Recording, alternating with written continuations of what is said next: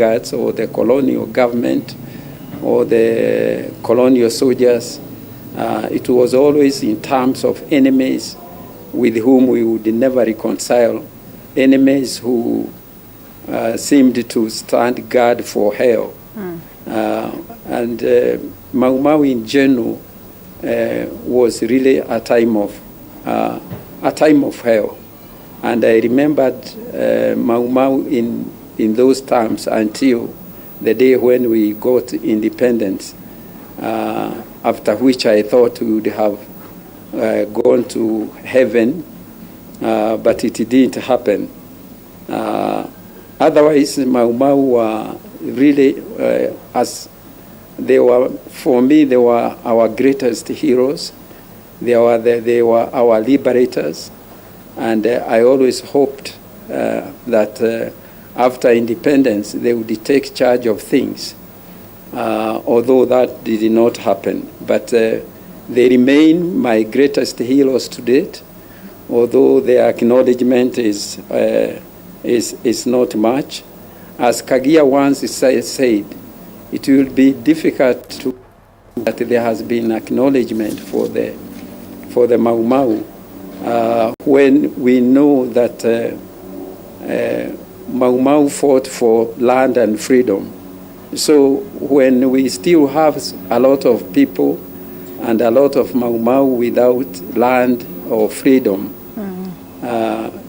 we can only take it that we have actually not only not failed to acknowledge the Mau Mau, but independence itself remains unfulfilled. Just like Jaramogi once wrote in his book, Not Yet Uhuru. But of course, there are people who believe that independence cannot be more complete than it is. I remember Kenyatta being asked a question by a British journalist about what he thought his Mau Mau's soldiers thought about independence. And Kenyatta said that the Mau Maus were quite happy with things as they were, because when they went to the forest, it was to fight for an African government. And since Kenyatta had already formed that African government, the Mau Mau did not want anything more.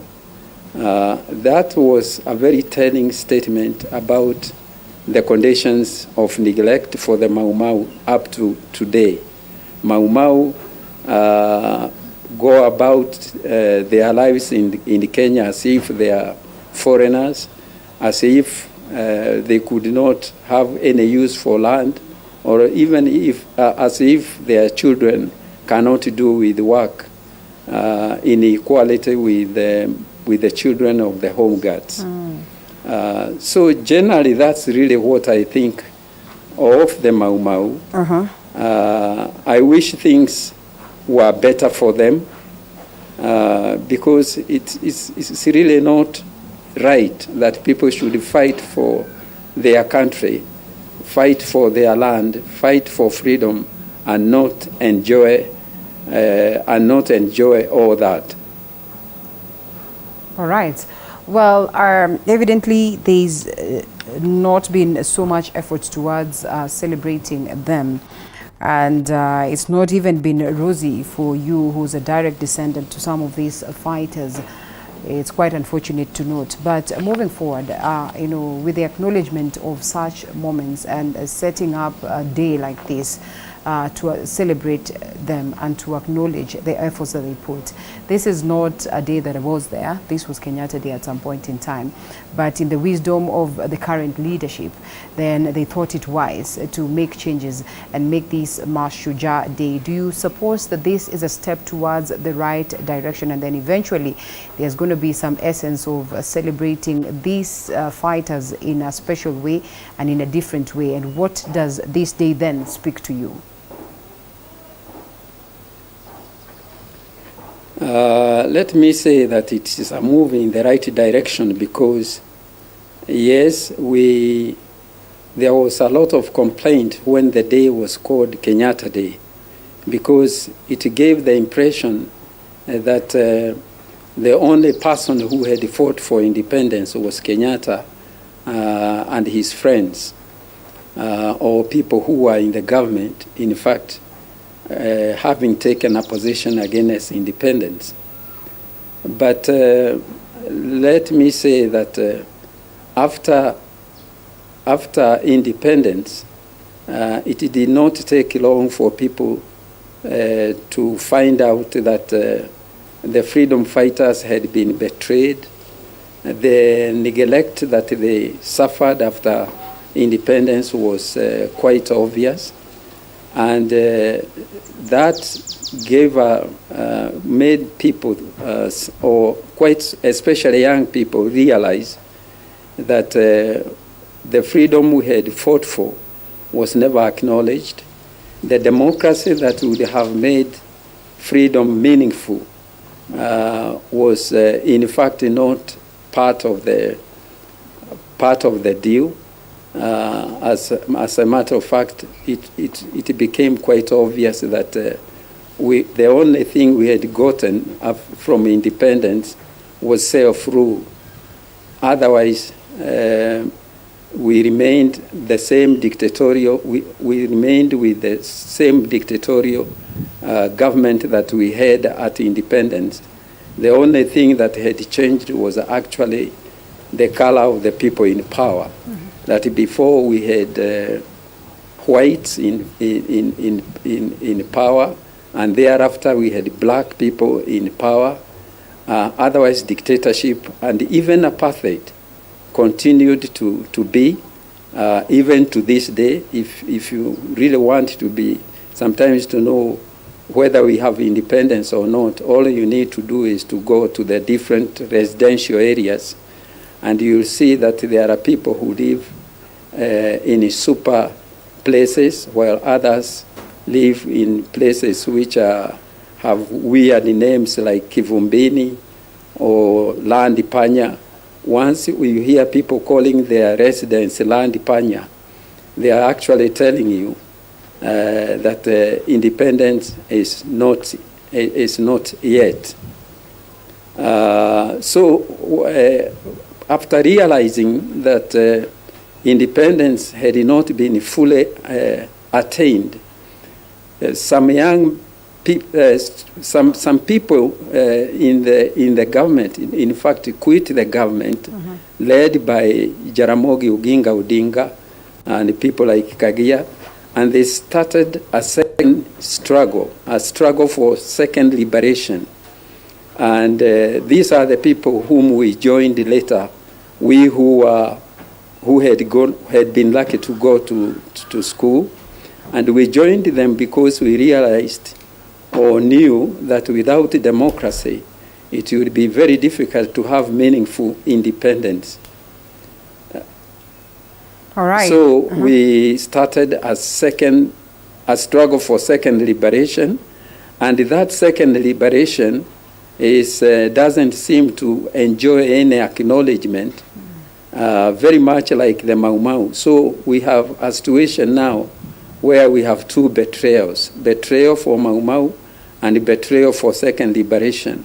Although the people who are in power are enjoying a lot, or some of them are in power precisely because the Mau Mau fought for their opportunity to be in power, as well as those, as long as and the same betrayal is now obviously part of of what we are seeing, where people enjoy what others have fought for, while they themselves only sit back and enjoy. Mm-hmm. So one would have expected that at Embu now, there would be seats for the Mau Mau, and there would be seats for those people who are in the second liberation, so that people can feel that indeed, yes, they did something worthwhile when they fought for independence, and they did something worthwhile when they fought for second liberation. Mm-hmm. Otherwise, my own feeling is that we have had two fights for freedom. We might have a third one, but I hope it will not be a violent one. But second, there is no doubt that people are gearing themselves to fight for a third liberation, which will mean economic independence that is being talked about now, especially at the presidential campaign rallies, where people are now questioning the wisdom of having settled for dictatorship without democracy and having settled for capitalism instead of socialism after independence. Of course, we have had Ruto, for instance, saying that the system with which you liberate Kenya's economy is the bottom-up economy. I don't know what kind of an economy that is. And others are arguing that what we need is trickle-down economy. It's another term for capitalism, I think. But I have no doubt in my mind that the third liberation will be redeemed by the adoption of the system of social democracy, which I and Raila Odinga, because he was also in exile in the same place, we were able to see in Norway, while in Norway, we were able to see what social democracy is, how it works, and how it guarantees that every person has a piece of the cake and that nobody is neglected. For me, in fact, I think that if any honest person who wants to liberate Kenyans economically must not be shy about embracing social democracy as the economic system that will save this country. This is a system that makes sure that if you have no work, you get social support up to the time that you'll get work. It is a system that ensures that when you are sick, you get free treatment. That when you have no work, you get support until you get a job. That your lack of a job does not mean that you will not get a house. Your children, you will always have a house in Scandinavia. You will always have and this, to me, is the system that will definitely take us to heaven, to Canaan. And this is the system that we have been avoiding right from the day when Duncan Degwa signed off that report which he took to Kenyatta, which actually argued that corruption is right and fair, and that civil servants could do business with government, things that have made corruption grow from leaps and bounds, and something that should never have been accepted, and which has now formalized corruption in the land. All right. Well, I know the gentleman could be having 2-3 questions for you, but before that, we now evidently have formations of alliances. We have Right Honorable Raila Odinga and his camp, the DP Ruto, and of course his comeback. What do you think of the two, since they so far appear to be the ones who are headed for the presidential seat, evidently?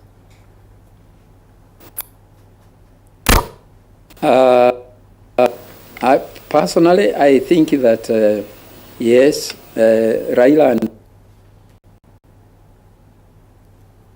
the presidential campaign is concerned, but I'm very uncomfortable with their candidature in the sense that none of them seems the question of COVID-19, and it worries me that people who want to be our president have nothing to tell people about the greatest danger of the pandemic that is facing them.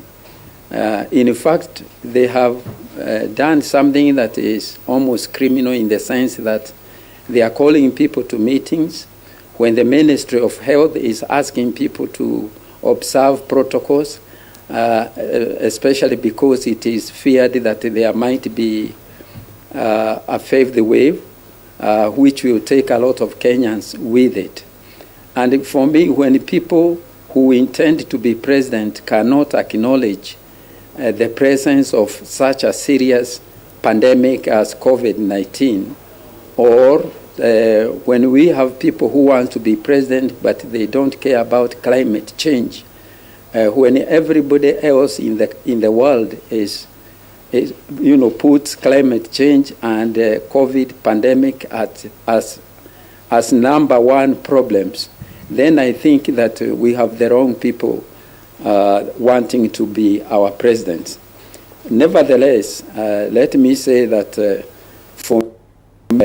since there is the choice between Raila and Ruto, I will go for Raila because his history is more or less like mine. We were in detention together, detained by both Kenyatta and Moi. I think I was detained by both Kenyatta and Moi, but Raila was detained by Moi, while his father was detained by Kenyatta. Mm-hmm.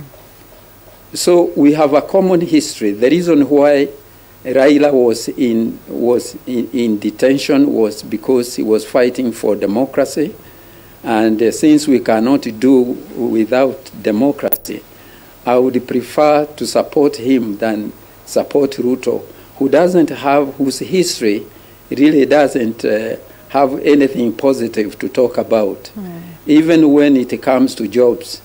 I remember that not too long ago, when Chelagat Mutai was still alive, she sent someone to Ruto asking him to help her get a job. And what actually shocked me was that when Ruto was told that Chelagat Mutai was asking for a job from him, he asked what it was that she was going to do with the job. Mm-hmm. Obviously, that is it's an impossible thing to think about, that somebody who claims to be a leader, who is working to give every young man a job, even to the extent of embracing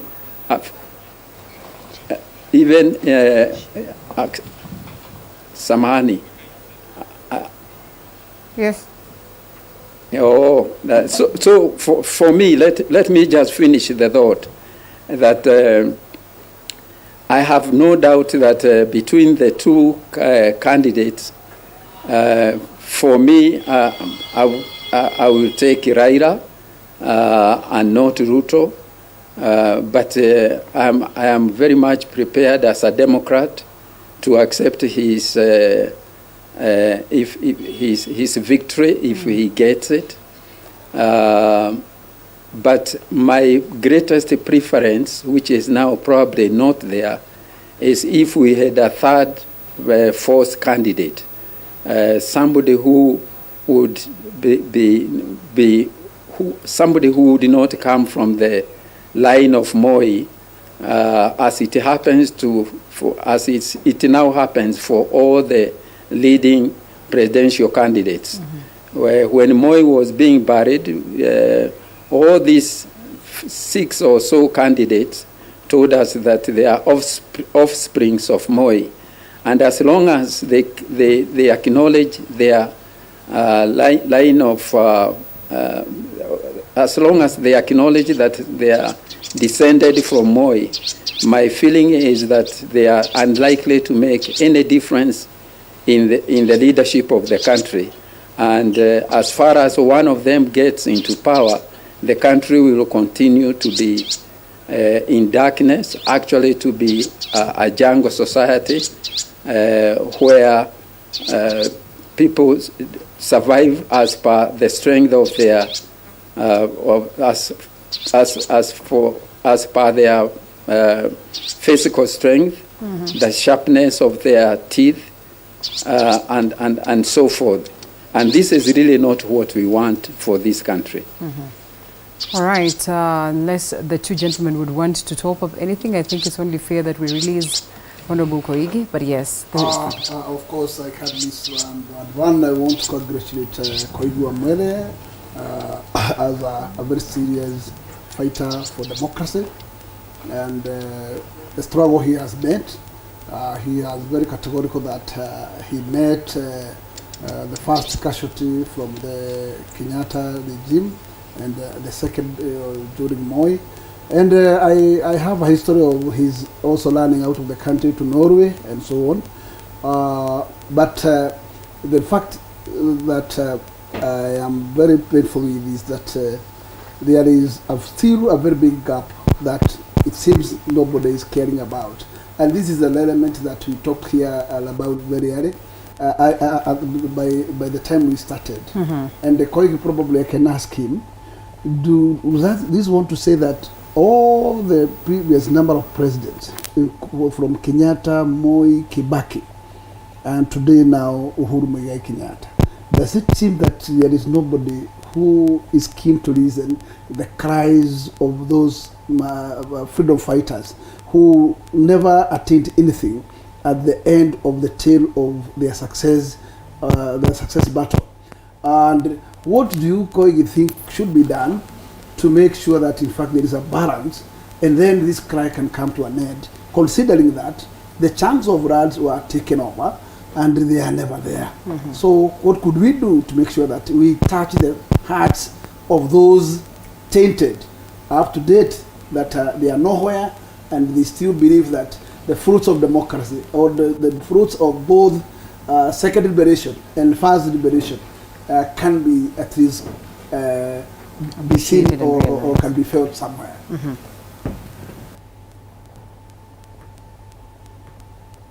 Honorable Koigi, to you. I hope you had that question.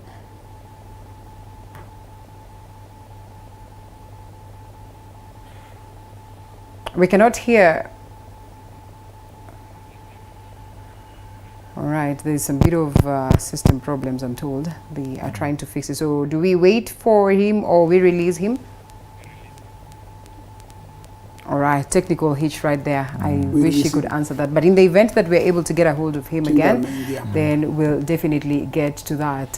You say Tinga Mengia because you've seen Nyong'o, or you've seen Tinga? Oh, the lady is, Winnie is there, the daughter. And so Right Honorable Raila Odinga has gotten his way into the, yes, has gotten, that's why I said has gotten his way into the stadium. And so we are expecting to see the Deputy President definitely. That is Lawyer Donald Kipkorir, or what, if I can see well. And of course we have seen Kisumu Governor, Professor Anyang' Nyong'o also there. Tinga is there, speaking to the Speaker of the National Assembly.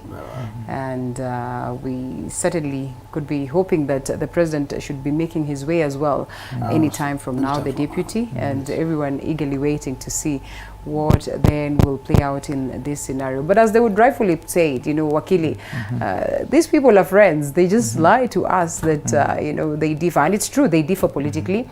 But on such podiums and when they meet, they are great friends. I don't know what it will take for Kenyans to understand this and not be swayed by their political indifferences. I'm told Koigi Wamwere is back before you come in. I don't know whether he got that question. Did you get the question of Mheshimiwa, sir? Yeah. Hello? Yes. Hello? Yes, sir. We can hear you. Were you able to tap into the question of Mheshimiwa Gakuya here? Communication. The questions for me, I will be to answer them. All right, he did not hear, but generally I think it was about what will it take for the leadership to help us realize the gains that we made during the first and the second liberation. And you know, alive to the fact that we've had the Kenyatta presidency, we have had the Kibaki presidency, we have had the Moi presidency, we are now at the Uhuru presidency, and nothing much has been done, to appreciate and celebrate this. We speak of Field Marshal Dedan Kimathi, and we do not even know where his body is up until a date. So Mheshimiwa is asking directly, what will it take? What do you think as a country we should do to make sure that, one, we realize the gains that were made by our forefathers, you know, in a different way? Because we can't keep complaining of the same thing, acknowledging the importance, but still having the descendants and, you know, the people who fought for, you know, our liberation not enjoying the fruits of the same. Okay, I think for me, the answer to most of our problems, or probably the answer to all our problems, has to do with the kind of leadership that we still have. Remember, at the time of independence, there was a big struggle as to what kind of system we would have, democracy or dictatorship, and what kind of leadership would we have, socialist or capitalist. There is no doubt that when people made the choice that they wanted to have a capitalist leadership, and even dictatorial, if it was possible, and it has actually been possible for many years. In the leadership that we chose, we must have also chosen the way to go in terms of solving our problems. And as far as I'm concerned, there is no country in the world that has managed to solve its economic or political problems without the best leadership possible.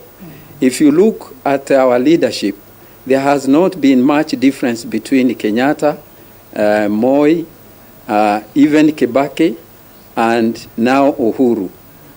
All of them have been the same. And my own feeling is that if we put Raila there, unless we are very lucky to have him remember that that he learned in Scandinavia that socialism and freedom are all possible and they can be attained. If we can make the effort not to forget that dream, he may turn out to be the leader who will probably take us to Canaan. But otherwise, he is going to give us the same leadership that I'm sure Ruto will give us. And that leadership, as long as it is leadership that is inclined towards dictatorship and one that embraces corruption and negative ethnicity, then it will not be possible for any leader, anybody in leadership, to solve the problems that we have had since Kenyatta. All right, Wakili, at least you've had that question, and that's the biggest of worries. I can have it, unless we have a socialism. Yeah. That's only we can get an answer. But if what in case the majority of Kenyans fail to go that election, then it means forever and ever we do not realize the gains, and they keep complaining and crying, the most unfortunate thing. Any question for Honorable Koigi Wang'uru before we let go of him? Honorable Koigi, first let me just thank you for the role, the significant role that you've played in this nation. Of course, some of us read about you in the papers, in history from those days when you were in high school. And I mean, those are the days when we could not speak freely, the way we are speaking now. You had to look around before, you know, you uttered some politically sensitive word. But I mean, when we saw people like you in the papers, I mean, when you were carried with the legs, I mean, having been tortured, I can recall that so well. So what a wonderful moment that I could engage you directly like this. You have mentioned the aspect of the first those involved in the first liberation and even the second liberation. Sorry. Hello? Are we cut off? No, you're on. You're on. No, I think somebody is still talking, but Yes. we are disconnected. We can hear you, Mheshimiwa.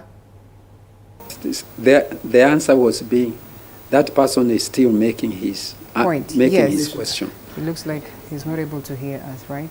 but I cannot. But I'm disconnected.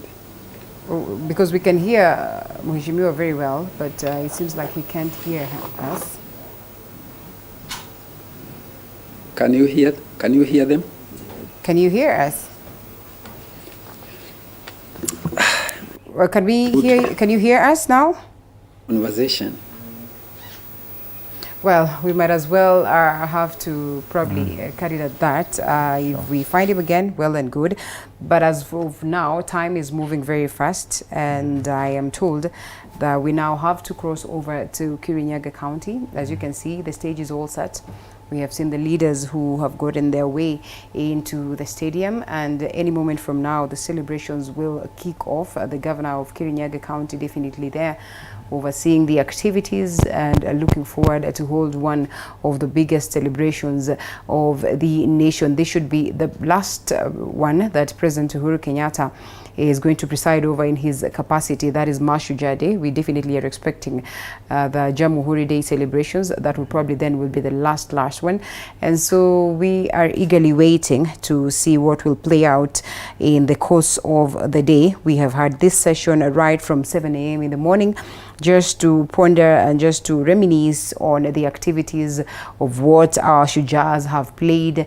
We have pinpointed on a couple of them that have been very instrumental for us to enjoy the second liberation, the first liberation, and of course there are others that are focusing much on, according us the third liberation, and so we'll be keen to follow on the same, just as we slowly by slowly celebrate our leaders, slowly by slowly celebrate the people who make our lives different. And for that reason, Honorable James Gakuya, Member of Parliament in Bakassi North, I am very thankful for your time this morning. Wakili Kenneth Odur Amondi, Advocate of the High Court, asante sana as well for your time this morning. It's exactly 2 minutes past 11, and it's a special coverage of the Mashujaa Day celebrations right here on TV 47, the home of Untold Story. The national celebration taking center stage in Kirinyaga County. Musa Salah on standby to make sure that he keeps you up to tabs as to what will be playing out. And from this very point, then we cross over to the stadium to follow on the proceedings of the same. My name is Linda Lela. Certainly good to have you.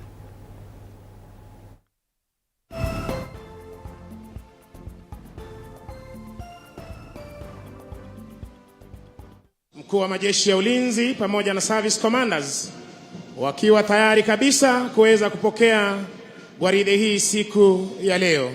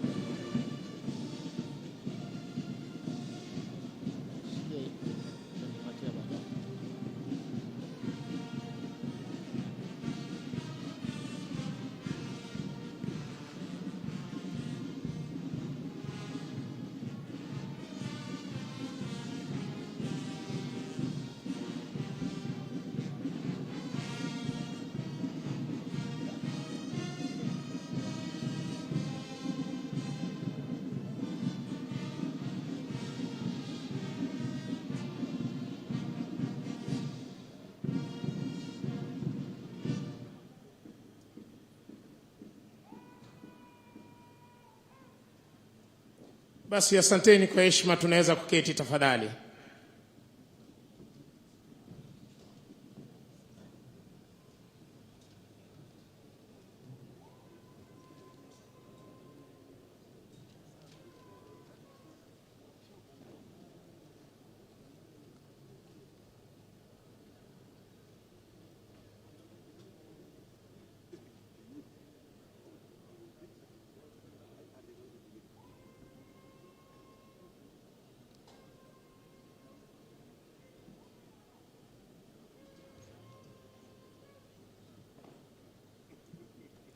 wakati wa kuweza kuweka gwaride sawa, wakati wake parade RSM.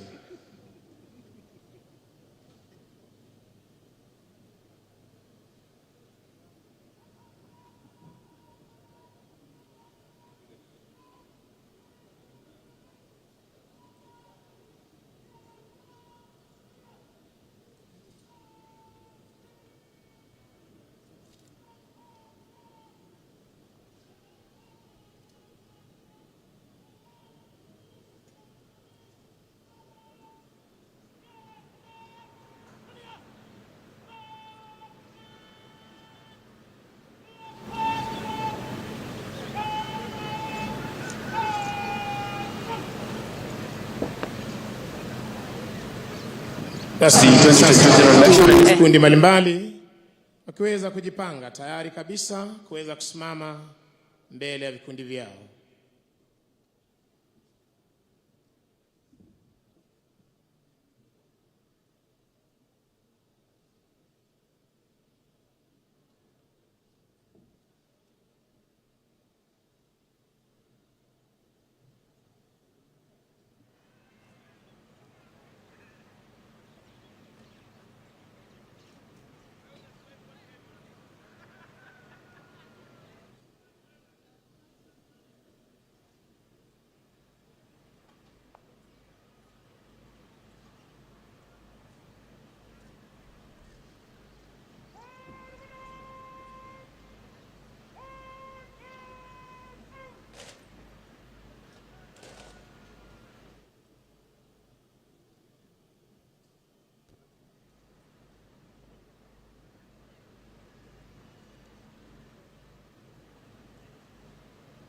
Basi baada ya kuhakikisha kwamba gwaride liko tayari, siku ya leo ni zamu ya mkuu wa gwaride hii kuweza kuchukua usukani kutoka kwake parade adjutant.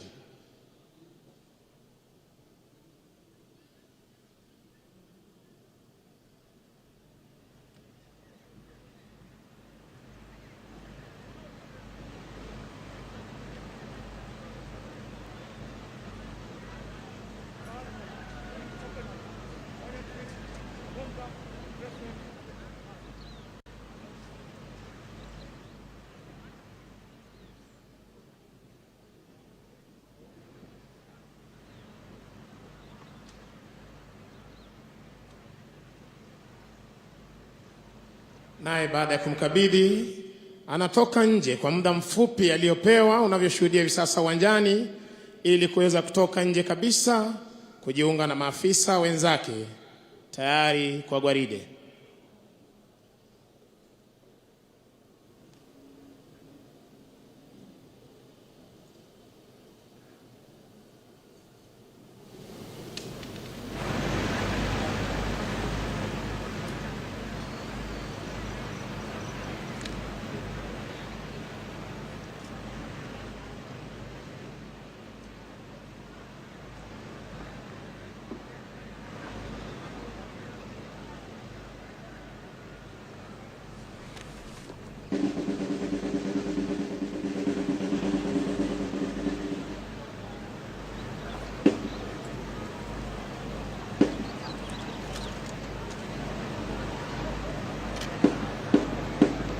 Basi kwa ishara ya ngoma ndogo hiyo, wakuu wa vikundi mbalimbali, kikundi cha kwanza, cha pili, cha tatu, cha nne pamoja na parade adjutant wanachukua nafasi zao ndani ya gwaride hii.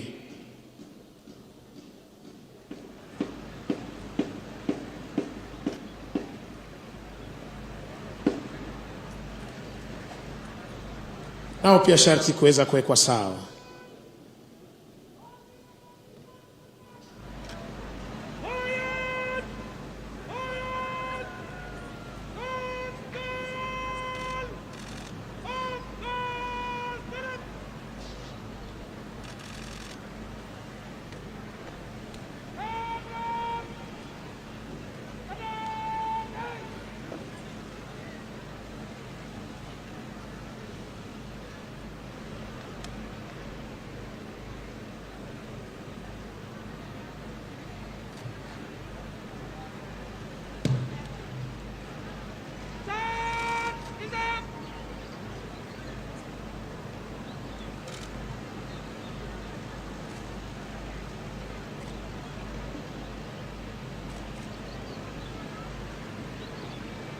spika wa mabunge yote mawili, katibu wa wizara mbalimbali, waheshimiwa viongozi, wageni waalikwa.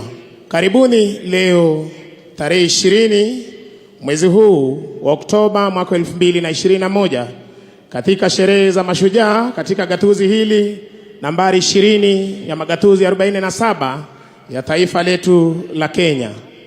Wema uwanjani ni majeshi ya ulinzi ya Kenya, mavazi mekundu jeshi letu la nchi kavu, mavazi ya samawati jeshi la wanaanga, na mavazi meupe jeshi la wanamaji. Mkuu wa gwaride hii ni Luteni Kanali Andrew Ng'ang'a. Kikundi cha kwanza cha jeshi letu la nchi kavu kiko chini yake Meja Fred Lokada. Kikundi cha pili cha jeshi letu la wanaanga, la jeshi letu la nchi kavu kiko chini yake Captain Isaac Shebo. Kikundi cha tatu cha jeshi letu la wanaanga kiko chini yake Meja Evans Masaba. Kikundi cha 4 cha jeshi letu la wanamaji na cha mwisho kiko chini yake Meja Cliff Richard Apio. Parade Adjutant Captain Alex Kiprop Kipkogei. Parade RSM Warrant Officer 1 Joseph Langas. Mziki unazidi kupromoshwa na bendi za majeshi ya ulinzi. Chini yake Kanali Martin Namboka Makadia akishirikiana naye Captain Peter Kimeo na Captain Joseph Mturi. Anayebeba bendera iliyo fahari ya kikosi cha 9 cha jeshi letu la nchi kavu, Luteni daraja la 2 Mawira Ndiga. Kupata kusubiri kuwasili kwa mgeni wetu rasmi na rais wetu wa Jamhuri ya Kenya, tutapata burudani kutoka kwa bendi za majeshi ya ulinzi na hali kadhalika studio tafadhali.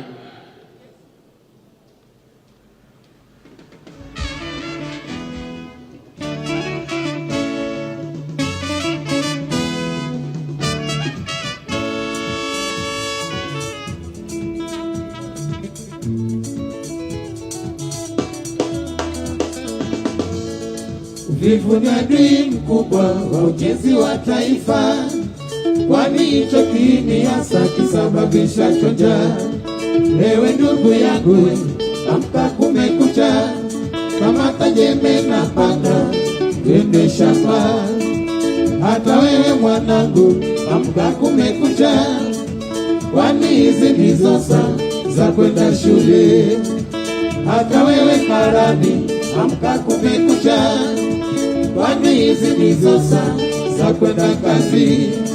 Uvivu ni adui mkubwa wa ujenzi wa taifa, kwani hicho kiini hasa kisababisha njaa. Ewe ndugu yangu, amka kumekucha, kamata jembe na panga, twende shamba. Hata wewe mwanangu, amka kumekucha, kwani hizi ndizo saa za kwenda shule. Hata wewe karani, amka kumekucha, kwani hizi ndizo saa za kwenda kazi.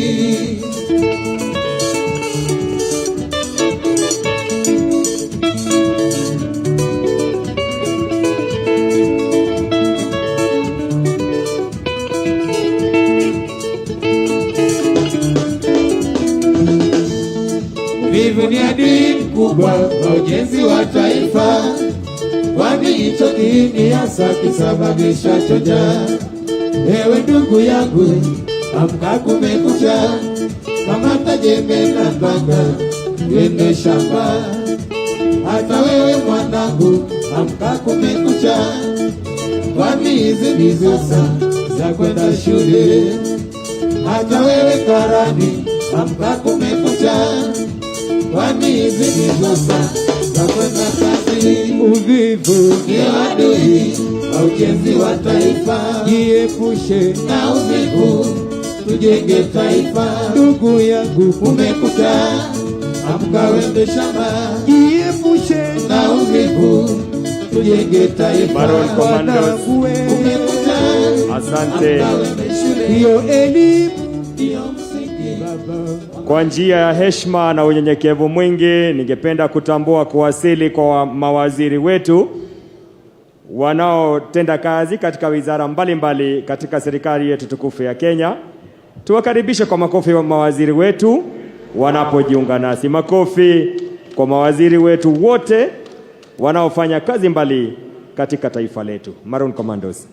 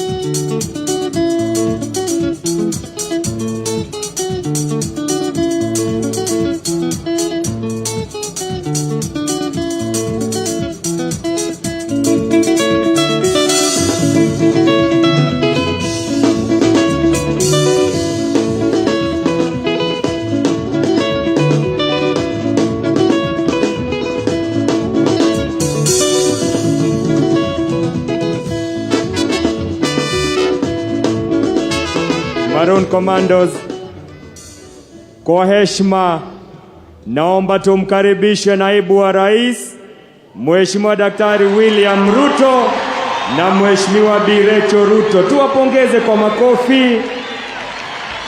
Karibu sana Mheshimiwa naibu wa rais unapojiunga nasi katika sherehe hii ya leo, sherehe ya Mashujaa. Tumpongeze tena anapojiunga nasi kwa makofi Mheshimiwa naibu wa rais Daktari William Ruto na Mheshimiwa Birecho Ruto.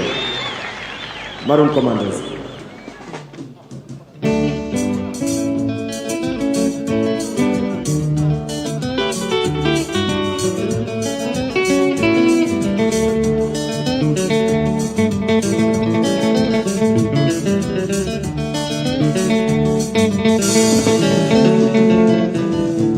Dadawe, nampango Galileo.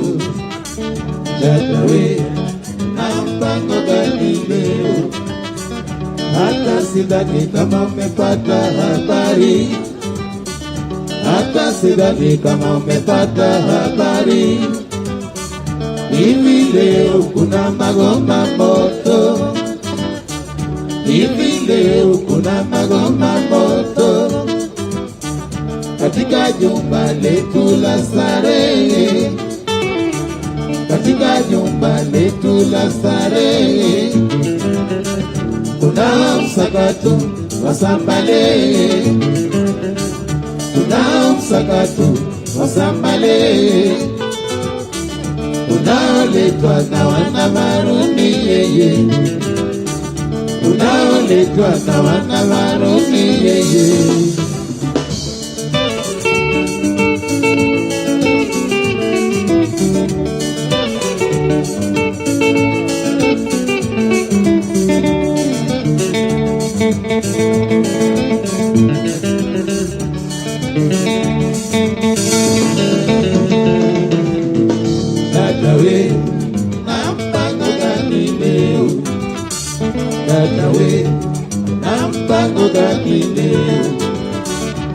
hata sidhani kama umepata habari, hata sidhani kama umepata habari.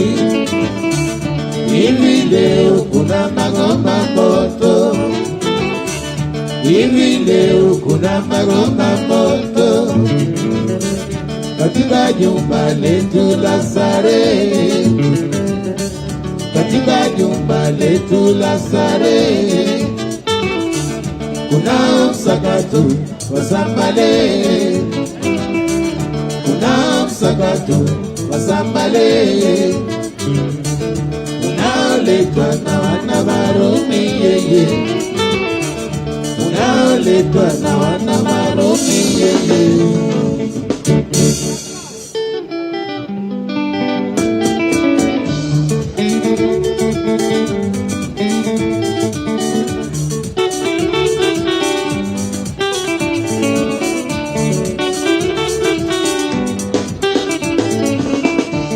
Kweli kweli Bwana tunaenjoy. Maroon Commandos,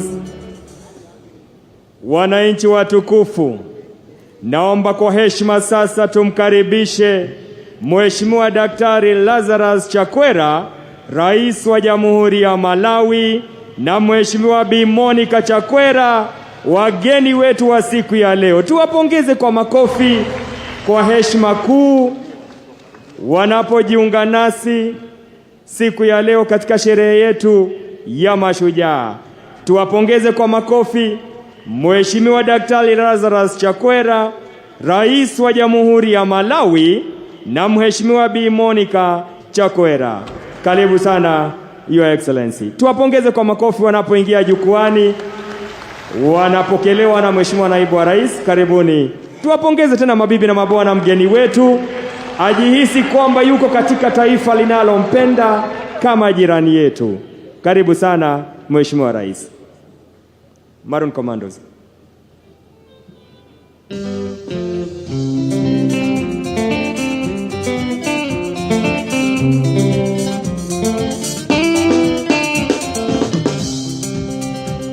Sina dada, uko wapi?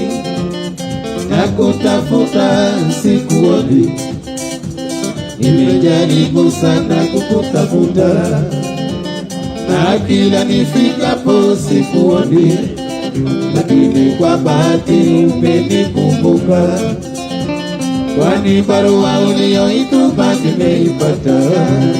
Sasa nakuomba unieleze siku ambayo utafika.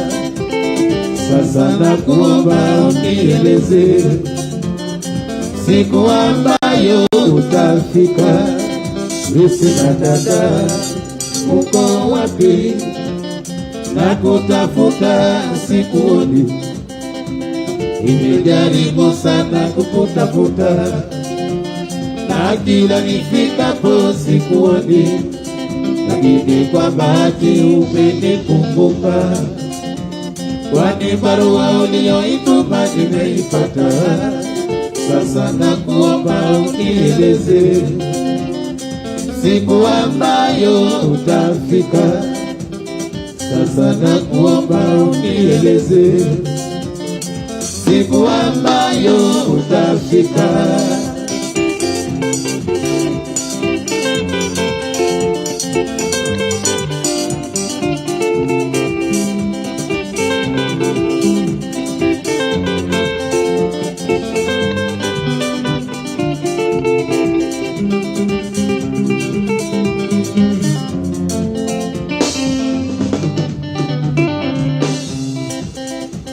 Sina dada, uko wapi?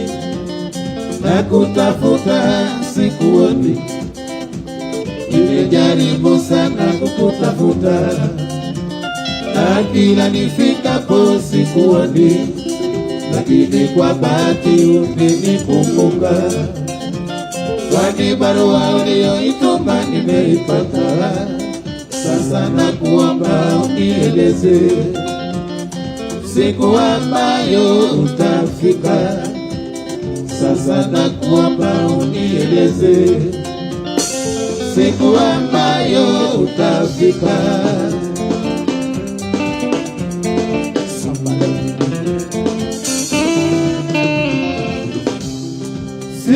gani dada, utakuja nikugoje. Sitesheni, ningekuwa na uwezo, ningekutumia nauli ya ndege ili ufike haraka.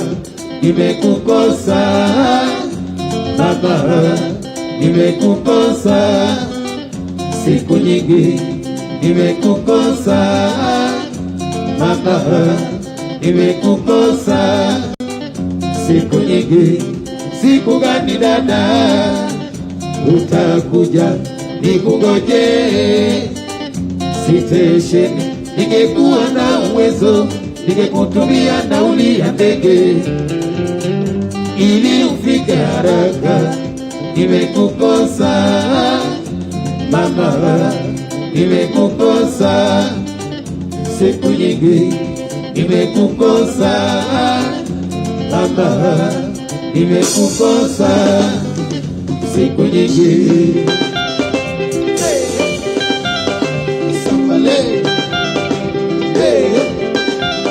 Asante sana bendi ya Maroon Commandos. Thank you very much. Asante sana bendi ya Maroon Commandos. Thank you.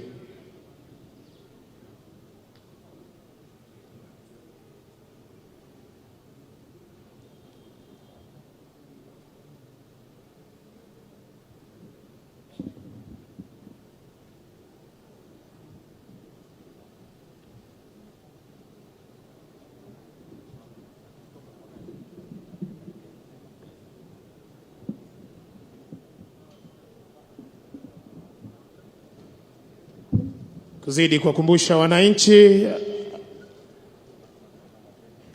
naomba sote tusimame kwa heshima, tumkaribishe mama wa taifa Mheshimiwa Bi Margaret Kenyatta anapojiunga nasi katika sherehe hii ya Mashujaa. Wapi makofi ya mama taifa Mheshimiwa Bi Margaret Kenyatta anapojiunga nasi katika maadhimisho haya kwenye uga wetu. Makofi ya mama taifa tafadhali. Tumpongeze hadi afike kwenye jukwaa. Makofi mazuri. Asanti sana Mheshimiwa mama taifa unapojiunga nasi katika sherehe hii. Nitampisha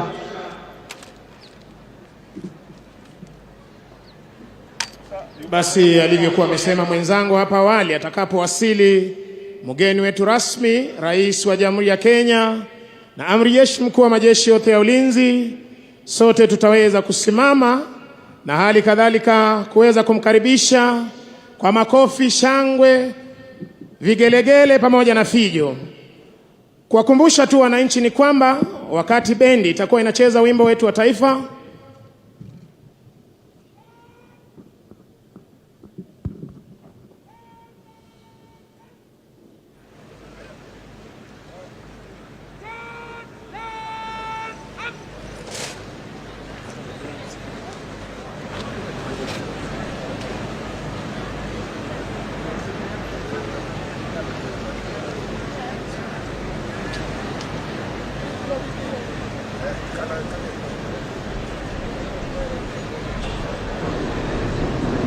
basi naomba sote kwa heshima tuweze kukaribisha Rais wa Jamhuri ya Kenya. Nitampisha mwenzangu Moses Wafula aweze kuendelea.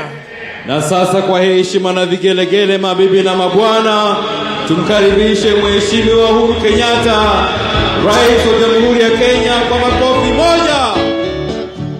Karibu Mheshimiwa Rais, karibu Kenya, tuongoze kwa sherehe ya Mashujaa. Vigelegele, karibu shangwe, vijo, deremo, karibu Mheshimiwa Rais. Uga huu wa Wang'uru utuongoze kwa sherehe ya Mashujaa. Peperusha bendera ya taifa la Kenya. Makofi, makofi, vigelegele, vigelegele. Peperusha bendera kwa Mheshimiwa Rais. Makofi tena, makofi. Karibu, karibu Mheshimiwa Rais, tuongoze kwa sherehe ya Mashujaa. Peperusha bendera, peperusha. Karibu, karibu Mheshimiwa Rais Uhuru Kenyatta, utuongoze kwa sherehe ya Mashujaa gatuzi hili la Kirinyaga, uga huu wa Wang'uru. Makofi, makofi, shangwe, shangwe. Karibu Baba wa Taifa, karibu utuongoze kwa sherehe za Mashujaa. Makofi, makofi tena. Peperusha bendera zetu, peperusha vigelegele kina mama. Shangwe, shangwe. Karibu Baba wa Taifa, karibu, karibu. Shangwe, vigelegele. Tumkaribishe Baba wa Taifa, vigelegele. Karibu Mheshimiwa Rais, utuongoze kwa sherehe ya Mashujaa. Karibu, karibu Baba wa Taifa, karibu Mheshimiwa Rais, karibu utuongoze kwa sherehe ya Mashujaa. Makofi, makofi, makofi. Karibu, karibu. Fungua. Basi asante sana mwenzangu, asante sana. Nitaomba tubaki tukiwa tumesimama wima kwa ajili ya wimbo wa taifa na wimbo wa Jumuiya ya Afrika Mashariki, na tuungane sote kuweza kuimba wimbo wetu wa taifa, ubeti wa kwanza.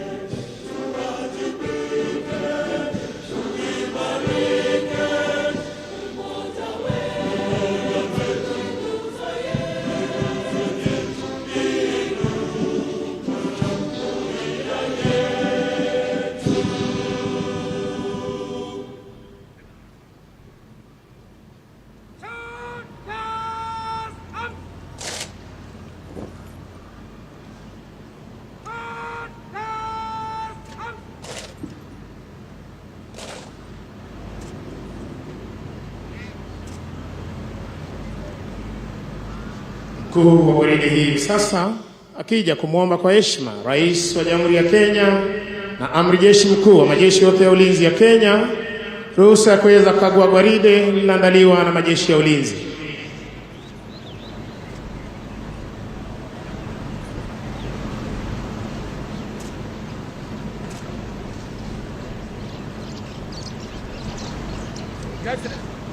Guard of honor mounted by the Kenya Defence Forces present and ready for inspection, sir.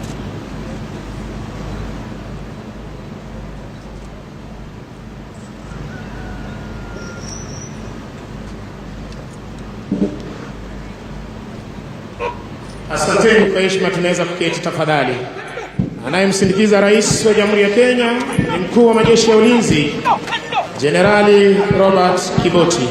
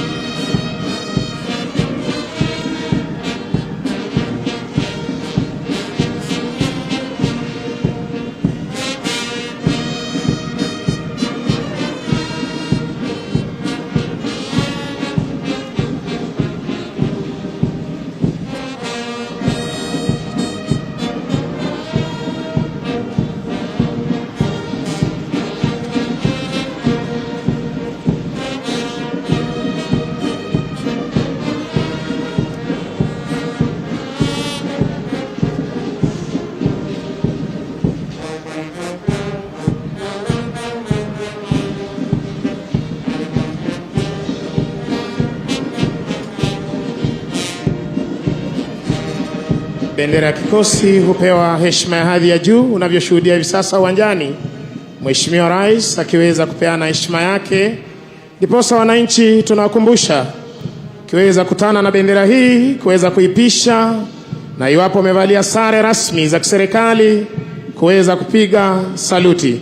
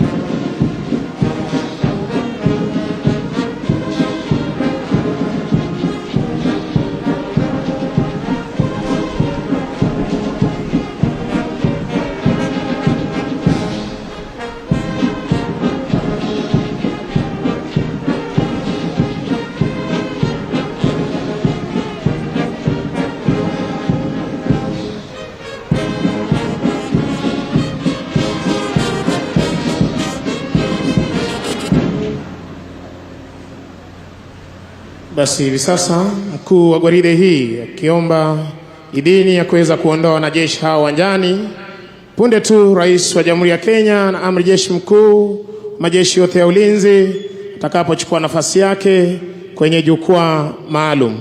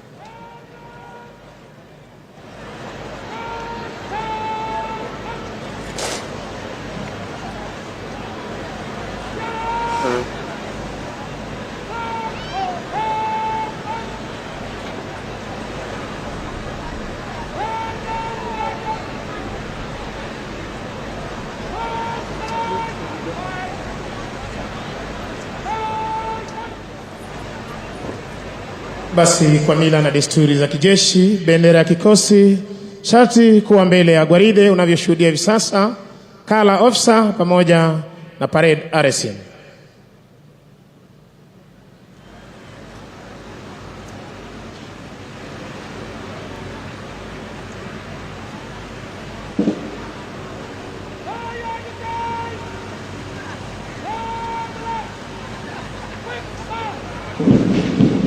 Mheshimiwa Rais, kwa amri hiyo, to your duties by the left quick march.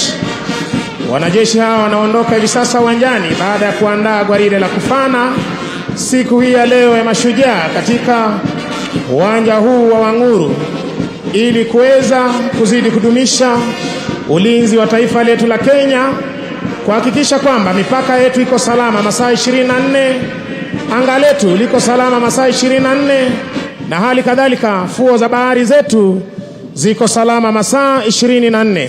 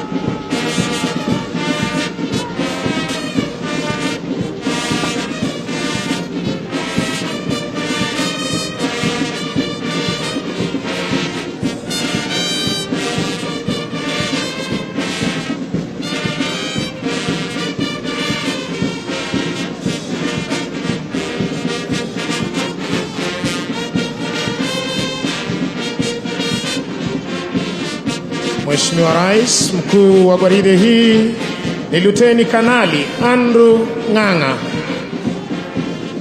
anayebeba bendera iliyo fahari ya kikosi cha 9 cha jeshi letu la nchi kavu. Luteni daraja la 2 Mawira Ndiga, kikundi cha 1 cha jeshi letu la nchi kavu, wakiwa katika mavazi yao rasmi ya sherehe.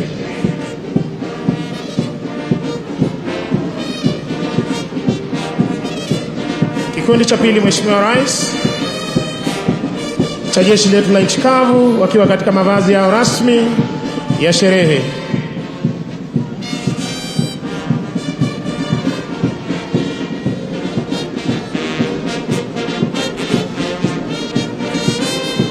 Kikundi cha 3 cha jeshi letu la wanaanga, wakiwa katika mavazi yao rasmi ya sherehe.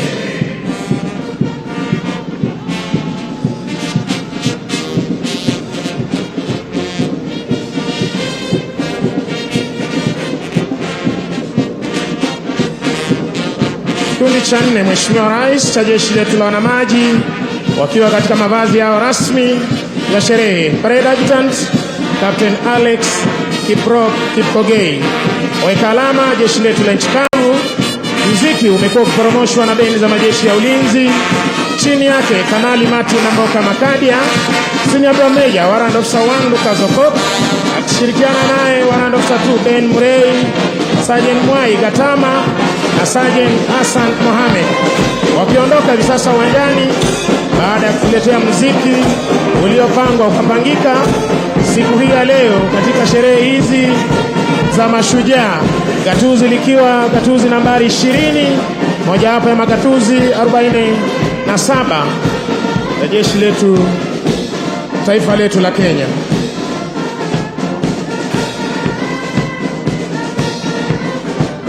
Nitampisha mwenzangu Achanga aweze kutuletea tamasha za ndege zetu za kijeshi.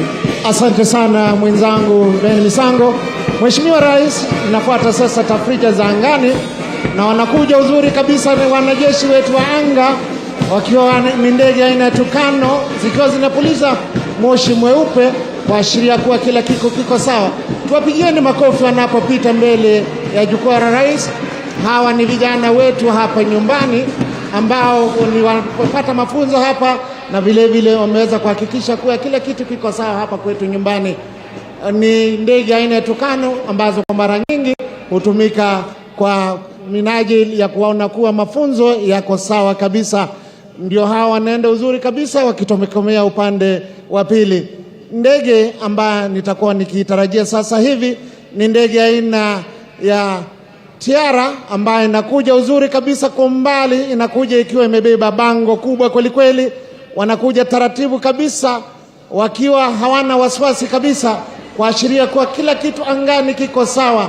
Bango kubwa kabisa ambako umbali inaweza kuona umeandika hongera Mashujaa. Tuwapigieni makofi wanapokaribia karibu na jukwaa la rais, wakiwa wamebeba bango ambao kwa kweli una ujumbe mwafaka kabisa, ujumbe ambao unaelekeana na siku ya leo ambao unasema hongera Mashujaa. Tuwapigieni makofi wanapopita pale kabisa uzuri kabisa.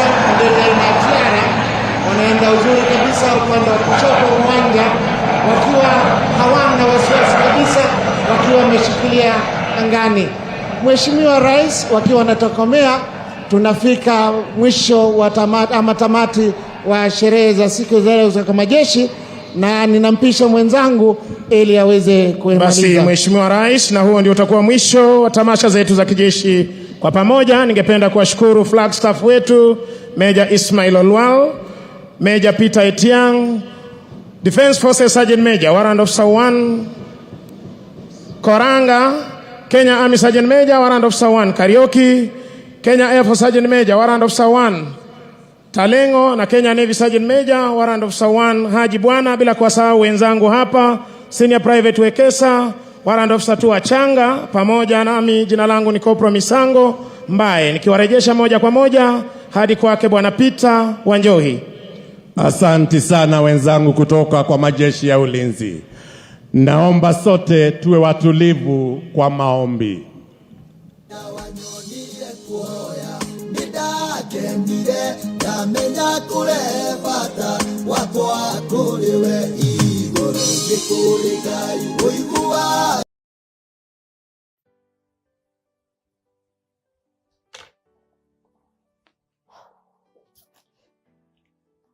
Oh, hi guys. Sorry, you found me 5 minutes before I started recording, but anyway, so most of you have been asking me why I started Lady CLC Nighting with Joy Rongo. I have also had my own share of pain. I know how it feels to want to give up. This is basically here to speak hope and inspire somebody who's going through a rough patch, to tell them that they can turn their pain into power. Wewe tuongerere matuko tugakoro muoyo muthenya uyu wa Mashujaa Day. Yathima muthamaki wa bururi uyu Uhuru Muigai wa Kenyatta na thirikari yake na aria mothe mabeto wathani bururi uyu matungatage na wibokeku na matungatage na kio. Thai thathaia Ngai thai. Thai thathaia Ngai thai. Ngai mwene nyaga twaguthaitha rathime andu a Kenya aria marenda mbura utuve nigetha mabiu maitu na mimera ira tukubanda ibue kubua nigetha ng'aragu tugie na mbuna. Thai thathaia Ngai thai. Thai thathaia Ngai thai. Ngai mumbi watuvere ciana imwe colleges ira inge university ira inge secondary na ira inge primary na ira inge ne ironga irathime tondu nicio Kenya ya muthenya ucio ungi. Thai thathaia Ngai thai. Thai thathaia Ngai thai. Thai thathaia Ngai thai. Thai thathaia Ngai thai. Rathima mugeni witu president wa Malawi uria cerere bururi wa Kenya akiumagara na agicoka umutungagie munyaka waku. Thai thathaia Ngai thai. Thai thathaia Ngai thai. Turi Agikuyu na Mumbi. Thai thathaia Ngai thai. Thai thathaia Ngai thai. Turi Agikuyu na Mumbi. Thai thathaia Ngai thai. Thai thathaia Ngai thai. Turi Agikuyu na Mumbi. Thai thathaia Ngai thai. Thai thathaia Ngai thai. Kuroagira. Asante. Sauti kwa heshima. Sauti. Atafuata sasa Mheshimiwa Rais Imam Idi Abdurrahman ambaye ni mwenyekiti wa baraza la maimam hapa kaunti ya Kirinyaga. Imam, karibu. A'udhu billahi minash shaitani rajim. Bismillahir rahmanir rahim. Allahumma salli ala Sayyidina Muhammadin wa ala ali Muhammad. Kwa jina la Mwenyezi Mungu mwingi wa rehema na mwenye kurehemu. Mwenyezi Mungu Mola wetu mtakatifu, tunakushukuru kwa kutuleta mahali hapa kutoka sehemu mbalimbali ili kusherehekea sikukuu hii tukufu ya Mashujaa. Mola mtakatifu, tunakuomba uwe pamoja nasi kuanzia sasa hadi mwisho wa sherehe. Mwenyezi Mungu, tunamwombea rais wetu wa Jamhuri ya Kenya, Rais Uhuru Muigai Kenyatta, na viongozi wote katika nchi hii, pia tukiwakumbuka na wageni wetu waliotutembelea. Uzidi kuwapa hekima, busara na subira wanapoendelea katika kazi yao kuwahudumia wananchi wa Kenya. Mola wetu, ibariki nchi hii yetu ya Kenya kwa mvua yenye baraka, tuondolee magonjwa za kila aina, hasa wakati huu mgumu wa magonjwa kuambukiza. Tunanyenyekea kwako Mola wetu, tukitubu dhambi zetu. Utusamehe, utubariki, mahali kuna dhiki utufanyie wepesi, walio wagonjwa pia waponya Mola wetu. Utukinge kutokamana na mabalaa na mipango yote ibilisi muovu, na utuletee amani katika nchi yetu ya Kenya. Mola mtakatifu, Mwenyezi Mungu, tunakuomba tukiikabidhi na tukiiweka sherehe hii mkononi mwako, Tunakuomba kwa unyenyekevu utuendelee kutubariki, utulinde, utuongoze, na mahali utakapokosea ama kuteleza Mola wetu usiwe mwenye kutuadhibu. Utusamehee na ulete rehema yako, na tukiomba rehema na amani zimshukie mtume wetu Muhammad sallallahu alaihi wasallam. Wa sallallahu ala sayidina Muhammadin wa ala alihi wa sahbihi wasallam. Amin, amin, amin. Atakaye tufungia sasa ni Askofu Joseph Kibuzwa, askofu wa kanisa la Kianglikana Diocese ya Kirinyaga. Let us pray. Almighty God, we pray for Kenya and all who live in it. In your eyes, all Kenyans are Sujas. Let unity prevail among the Sujas in this nation. Bless our President, His Excellency Uhuru Kenyatta, all leaders and all Kenyans. We uplift before you, Lord, His Excellency Dr. Lazarus Chakwera and the citizens of the Republic of Malawi. Anoint us, O Lord, that we can be advocates of peace and love. Let the works of the evil planners of terrorism come to nothing. May satanic schemes against our president and the Kenyans be defeated in Jesus' name. May our transport system be safe. Bless this nation so that all may have access to affordable health care, including vaccines for coronavirus. God, may you restore our economy. Broken souls, drug addicts, broken families and communities. Deliver us from enslaving cycles of poverty, exploitation, gender violence, and destruction of nature. Mwathani we uturaga tene na tene. Twina ngatho ni tondu wa gutube muthenya uyu tukunguire guku Kirinyaga. Tukuboya ati ageni aitu ni mekwamukira irathimo ciothe cia kaunti ino itu ya Kirinyaga. Tukuboya ati irathimo cia muthenya wa muthi ni ikunyururuka Kirinyaga ta njui iria nene cia kaunti ino itu. Twambiririe na rũĩ rwa Thagana, rwa Muthambi, Rundu, Rutui, Mukengeria, Kiringa, Thiva, Kamwana, Nyamindi na Rubingase. Tukuboya ati utugi wa Ngai ni ugutuhumbira o ta uria miti ikoragwo egumbeire mutitu karima ga Kamuruana na karima ka Murinduko.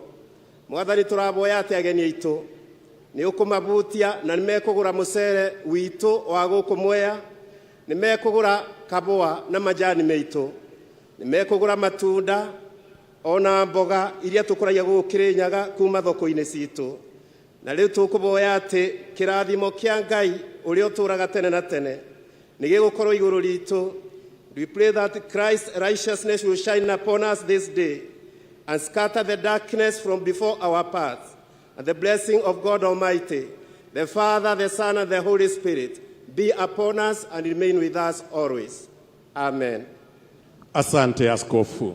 Mheshimiwa Uhuru Kenyatta, Rais wa Jamhuri ya Kenya na Amiri Jeshi Mkuu wa Majeshi ya Ulinzi, na Mheshimiwa Mama wa Taifa Bi Margaret Kenyatta, Mheshimiwa Lazarus Chakwera, Rais wa Jamhuri ya Malawi, na Mheshimiwa Bi Monica Chakwera, Naibu wa Rais Mheshimiwa Daktari William Ruto na Mheshimiwa Bi Rachel Ruto, maspika wa Bunge la Kitaifa na spika la Bunge la Seneti, Jaji Mkuu na Rais wa Mahakama ya Juu, mabalozi na maafisa wakuu wa kidiplomasia, gavana, viongozi na wananchi wote wa kaunti ya Kirinyaga, wananchi wa Jamhuri tuipendayo ya Kenya, mabibi na mabwana.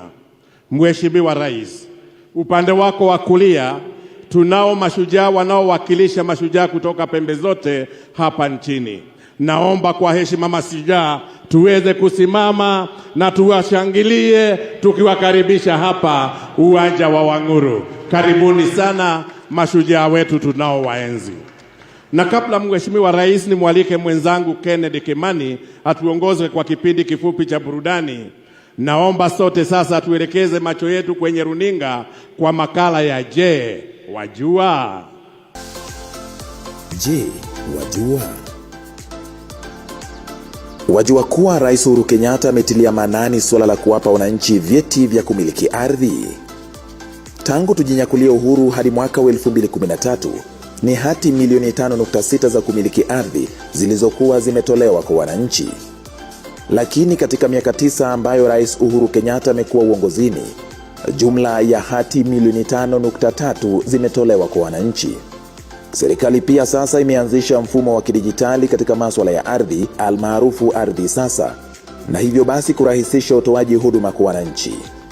Juhudi hizi za Rais Kenyatta zinanuia kuhakikisha wananchi wanachangia vilivyo katika ujenzi wa taifa bila wasiwasi ya kupoteza mashamba yao.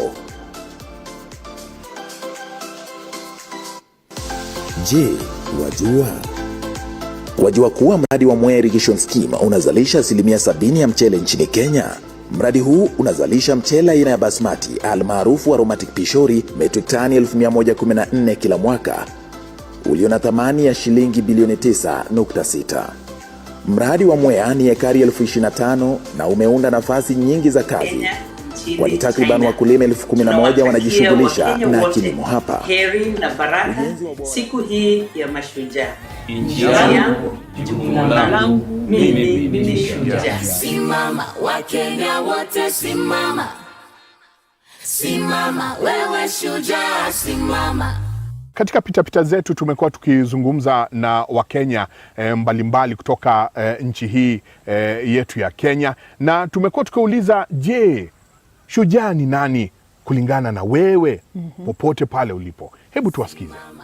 Hata mara 20 shujaa yangu ni Mheshimiwa Rais, kwa sababu ya ile kazi yote ametufanyia hapa Mwea. Na ukijua ya kwamba uchumi wa hapa Mwea unategemea kilimo ya mchele. My shujaas are the medical health professionals who have stood firm during the difficult time of COVID-19. Shujaa wangu kamili ni babangu mzazi.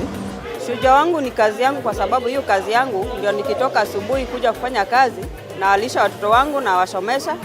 Shujaa wangu ni mwalimu mkuu wa shule ya upili ambao nilikuwa nasomea na ambaye alikuwa anajulikana kama Karanja. My hero is my mother. She always drive me to be caring. Wasanii wa Kigosho, wasanii wa Benga na wasanii wa nyimbo za Injili. Lakini kabla ya hayo, hii ni sauti ya mwananchi. Simama Wakenya wote, simama. Sauti ya mwananchi. Simama wewe shujaa, simama. Uhuru akukuja hapa, sisi tabeba na mkono hivi. Sitaki anyange chini, kwa sababu hiyo mtu anapatia sisi mali mingi. Alikuwa sisi na njaa, lakini wakati Uhuru alikuja, alipatia sisi shamba. Sisi alitupa hii njaa. Mimi nasema Rais President Muigai Uhuru Kenyatta ametufanyia mambo hii Kisumu ikakuwa Kisumu City. Nataka kushukuru president wetu sana, ambaye ameshikilia hii mradi sana na akaingililia mpaka Wakamba wapate maji. Namshukuru sana. Nakushukuru sana rais wetu Uhuru Kenyatta, ulipofika hapa Kibuyuni 2019 ukatusaidia kilimo chetu cha mwani. Nashukuru sana Kenyatta, ameleta maendeleo sana. Ameleta kazi ya stima, nimeshukuru sana kabisa. Nimesema asante Uhuru, ameleta maendeleo. Sisi watu wa Kirinyaga tunasema ni asante sana kwa kuwa umetuundia barabara, umetupea maji, security iko sawa, matibabu, na pia umejenga mahospitali. Your Excellency, umefunuliwa mambo hayo na Mungu, na tunashukuru sana kwamba utatuongezea. Wacha hii Uwezo Fund iendelee. Ujumbe wangu kwa Rais Kenyatta ni kwamba pongezi sana kwa kazi nzuri uliyoifanya. Infrastructure ni the most and the best thing to do in the country. Na hivi ulivyotufanyia sasa, hatuna la kusema isipokuwa asante sana. Mtu hana macho ndio haoni, lakini rais ametuletea maendeleo. Hapa hatungekuwa tunafikiria siku moja tutaona hospitali. Wewe rais wetu, ninakushukuru kwa ajili ya kukumbuka ukulima wa maziwa. Kwa hivyo asho lengo rais lang migiramaya nenkai. Na sasa tupate burudani. PPMC Productions.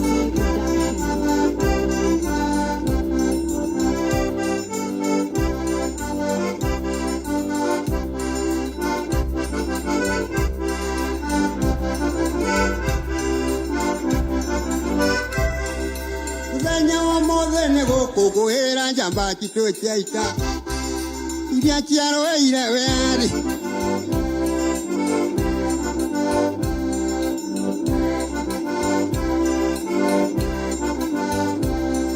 de tokongo era jamba cia we athi ciaroire mbara niguo tiri witu ndukore makenyarire kamageitwo thakame niguo tukorwo haho muthi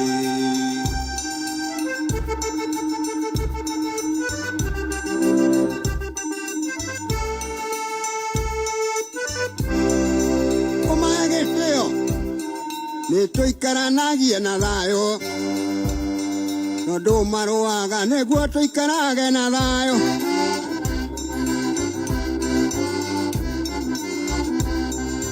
bururi wa Kenya ni witu tuiguothe mundu mutongu na mutheni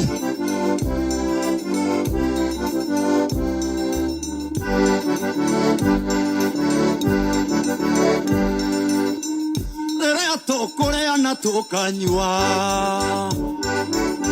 tukireithagia mahiũ maitũ nacio nding'ori maburoti nyũmba ya mũmbi njamba citũ itikariganĩre harambe harambe harambe woi harambe akire na Jomo Kenyatta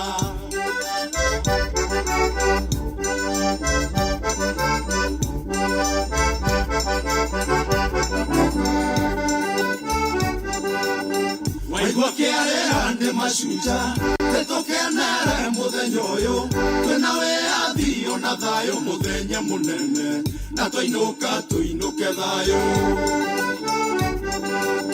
Waigua kĩarĩra nĩ Mashujaa nĩtũkenere mũthenya ũyũ twĩna wĩyathi ona thayũ mũthenya mũnene na twainũka tũinũke thayũ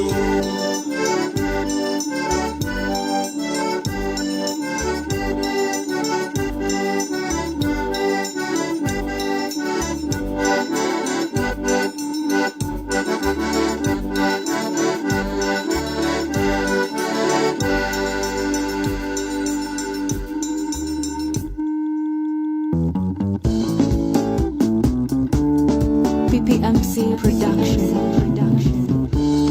Kenya bururi witũ mwega mũthaka ũtonga witũ ndũngĩhithĩka nĩ maithe maitũ merutĩire ũkĩoneka nĩ njamba citũ cierutĩire ũkĩoneka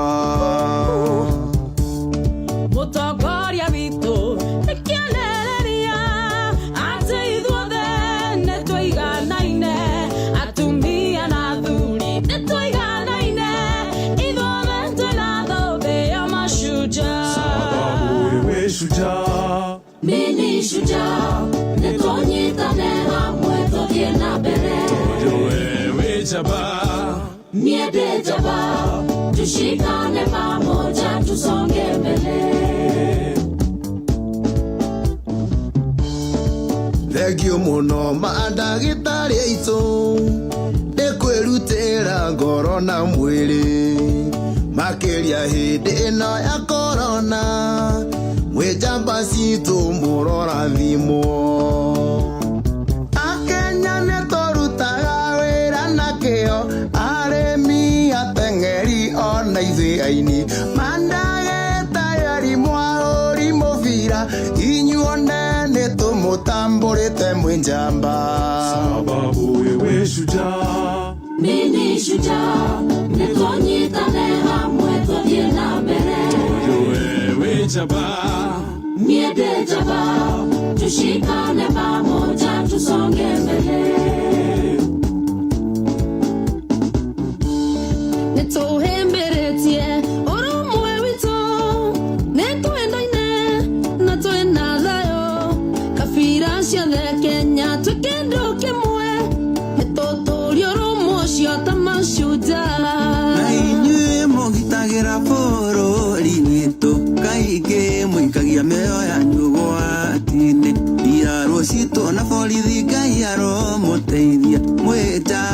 gitu mutingeriganira. Sababu wewe shujaa, mimi shujaa, netonyitane hamwe tuthie na mbere. Wewe jabaa, miende jabaa, tushikane pamoja tusonge mbele.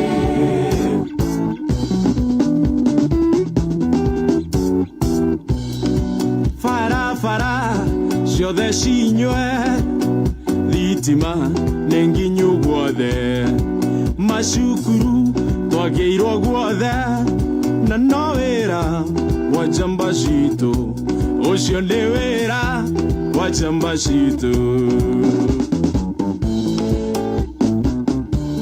Antenda iria njano irathi na mbere, mathibitari gwakwa nginya icagi-ini, polio kiibanda mawira makoneka, njamba citu ni bau tuthie na mbere, nigia kou ithuothe nitukenete biu. Uhuru Kenyatta mwena tongoria othe, Ngai amurathimage na mugitire, ni wira mwega murutire bururi, na mumenyage inyuothe mwi mashujaa. Sababu wewe shujaa, mimi shujaa, netonyitane hamwe tuthie na mbere. wewe jabaa, miende jabaa, tushikane pamoja tusonge mbele. Sababu wewe shujaa, mimi shujaa, tushikane pamoja tusonge mbele.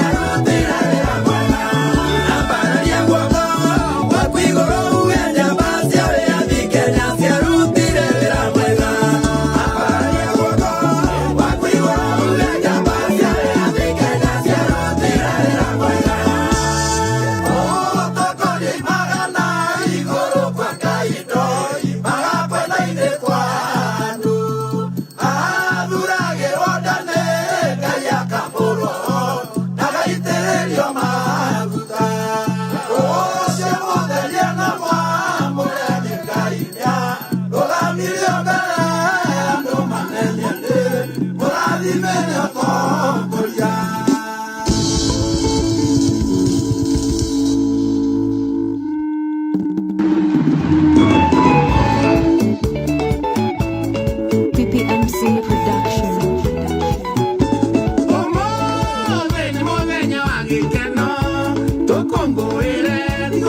Mashujaa, Uhuru we shujaa namba moja, Igase hakuna mandeka igatera. Najivunia nchi yangu, kurugama na bũrũri wakwa, umoja wetu ni nguvu yetu, tusonge mbele kwa pamoja.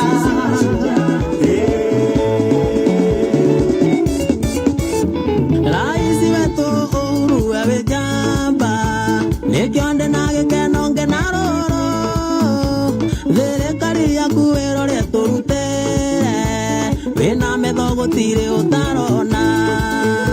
Ndemu ya Viva Kirinyaga nĩ wakĩte, kĩmera kĩa mũcere kĩnjengũ ingĩma, majani na kahũa arĩmi kũgĩa kĩndũ, hĩndĩ arĩ na mbia nĩ thengio mũno. Nĩtũcokeria Ngai ngatho ciakwa cia mwanya, nĩgũtũhe mũtongoria mwega wĩ tha nyingĩ, nĩtũhunjĩirie wendani, ũrũmwe na thayũ, na nĩkĩo tũragũkũngũĩra we shujaa. Najivunia nchi yangu, kurugama na bũrũri wakwa, umoja wetu ni nguvu yetu, tusonge mbele kwa pamoja.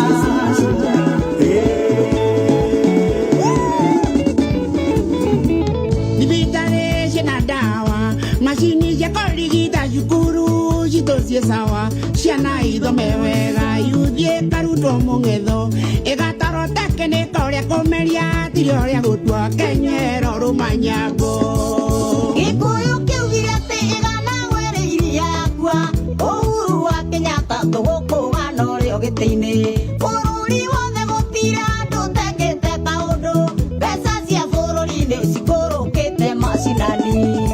Najivunia nchi yangu, kurugama na bũrũri wakwa, umoja wetu ni nguvu yetu, tusonge mbele kwa pamoja.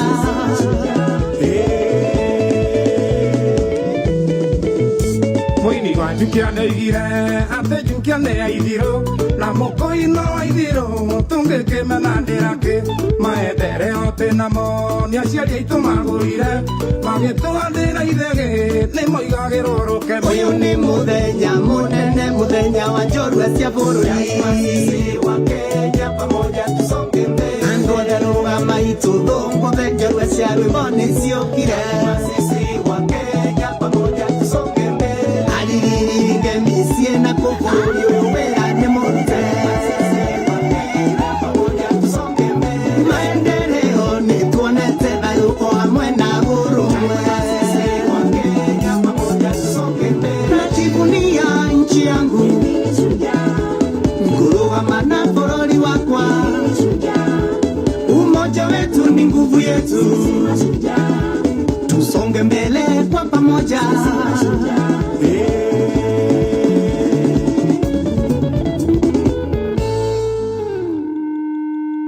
Abai Kenya, abai andwaito, abai tunde, nitondane. PPMC Production. Kenya yangu, jukumu langu, mimi ni shujaa, mimi mzalendo. Nchi yangu, jukumu langu, mimi ni shujaa, mimi mzalendo. Kenya yangu, jukumu langu, mimi ni shujaa, mimi mzalendo. Jukumu langu, napenda Kenya, mimi mzalendo. Bũrũri wakwa, bendera yakwa, thengiũ Ngai, ciarĩtwo Kenya, bũrũri mũthaka, nayo nĩ guoko, Kenya nĩ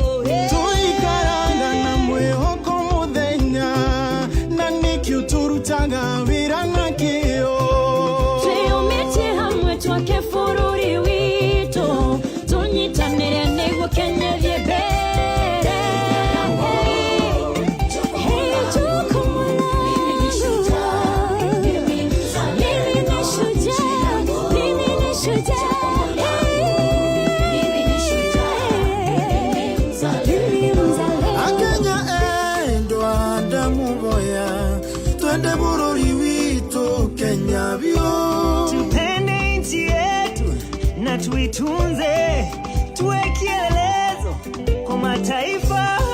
Ugatuzi wa rasilimali umewezesha maendeleo pembe zote, Kenya yote twafurahia. Umeweza rais wetu, salute. Kenya yangu, jukumu langu, mimi ni shujaa, mzalendo. Nchi yangu, jukumu langu, mimi ni shujaa, mimi mzalendo. Wera mwega ndoronekana na wa maitho tiwaro thiomi mathibitare macukuru mabarabara bũrũri wothe. Ũrĩmi bũrũri-inĩ ũgacĩrĩte, ng'aragu gũtirĩ, we ndũngĩũrwo guoko. Tũretĩra mũtongoria njamba, Kĩbarongoa, Wang'uru Stadium. Abaikenya, abayandoito, abaitunde, ikundane. Abaikenya, abayandoito, abaitunde, ikundane. Abaikenya, abayandoito, abaitunde, ikundane. Abaikenya, abayandoito, abaitunde, ikundane. Abaikenya, abayandoito, abaitunde, ikundane. Yago itu reke itu tukenei. Tuwapongeze tena wasanii wetu kwa makofi. Kwa heshima Mheshimiwa Rais, naomba sasa uniruhusu nimwalike gavana wa kaunti ya Kirinyaga, Mheshimiwa Anne Waiguru, atukaribishe kirasmi na kwa kifupi, halafu amwalike Mheshimiwa naibu wa Rais. Gavana.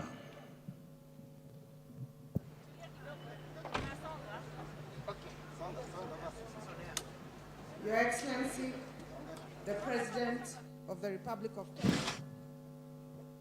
Commander-in-Chief of the Defense Forces, Uhuru Muigai Kenyatta, and Her Excellency, the First Lady, Her Excellency Margaret Kenyatta. Your Excellency, the President of the Republic of Malawi, Lazarus Chakwera, and Her Excellency, the First Lady of Malawi, Monica Chakwera. Your Excellency, the Deputy President of the Republic of Kenya, Your Excellency William Samoei Ruto, Your Excellency Mama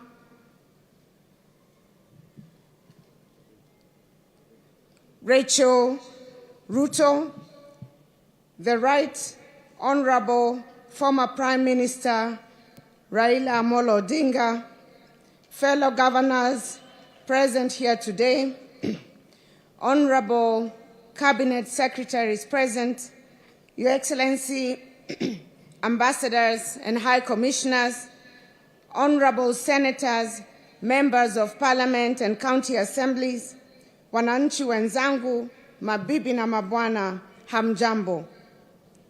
It is my great pleasure to welcome you all to Kirinyaga County on this auspicious Mashujaa Day. I know some of you may have been to our county before.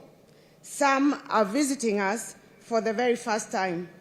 I'm also told that some came just to see what it is about this small county that makes headlines so often.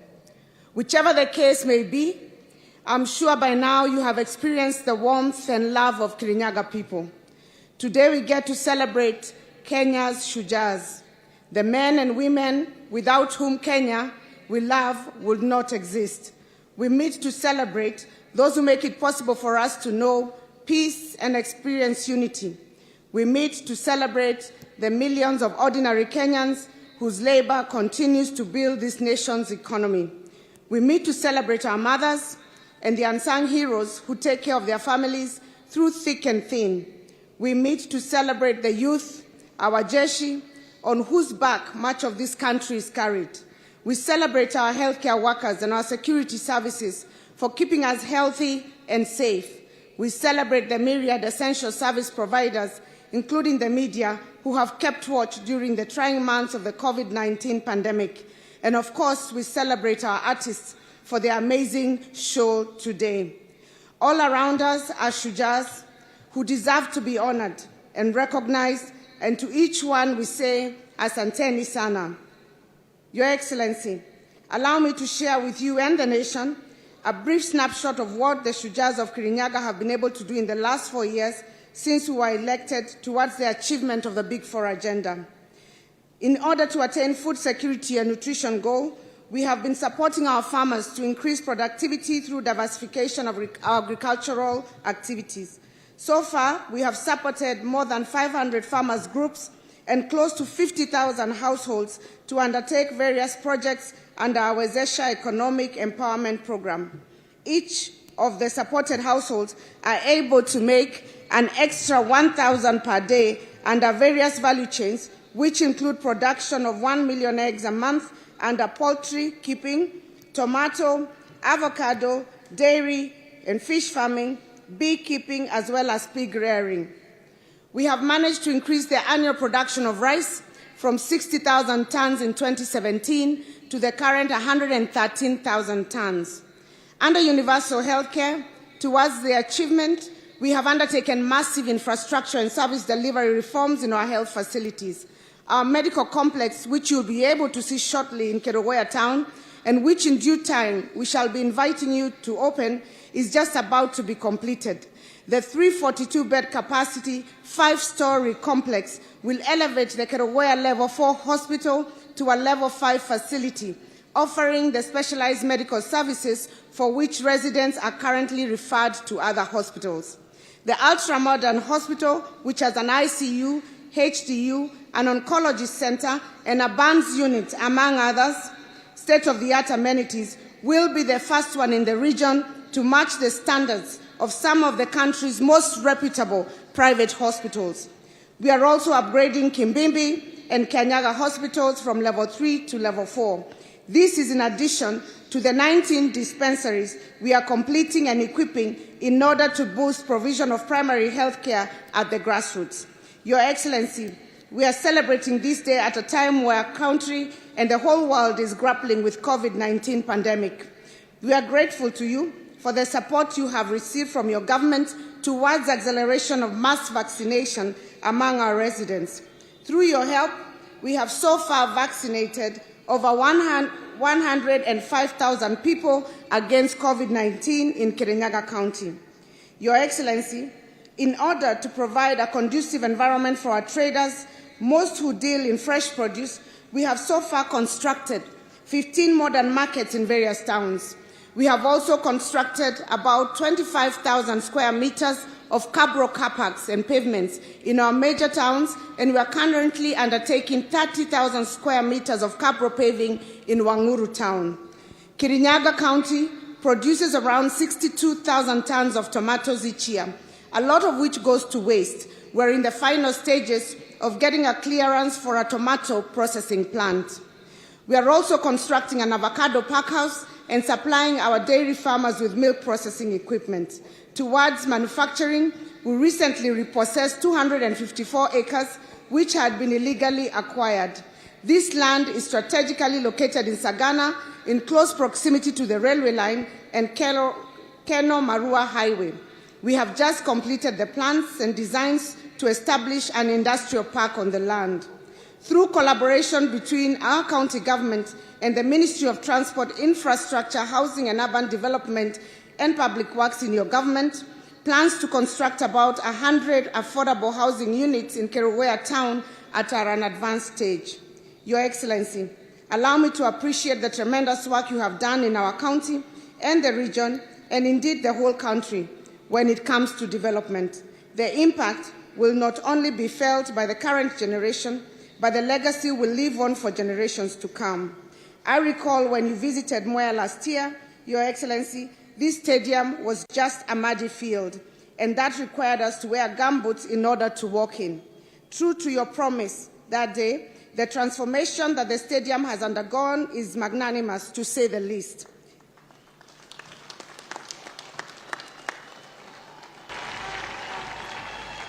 Among other impacts, it will greatly enhance sports talent, development, as well as the country's economic growth. In conclusion, Your Excellency, we most humbly welcome you to tour our county, should your busy schedule allow. We invite you to witness a people in whom you have invested renewed hope, whose spirits and recognition of your love for them is palpable. Kirinyaga is your home. We treasure your leadership. We assure you of our unreserved support to your government. On behalf of Kirinyaga residents, I also invite all our guests to sample some of our rich heritage and the hospitality of the Kirinyaga people. As you visit, we invite you to see our famed Mwea rice fields, which are not only breathtaking, but produce the best aromatic Bishori rice in the globe. Besides the Bishori rice, we also produce some of the best world-rated tea and coffee, and as a way of promoting our farmers, I invite you to buy a kilo or two of these products before leaving the county.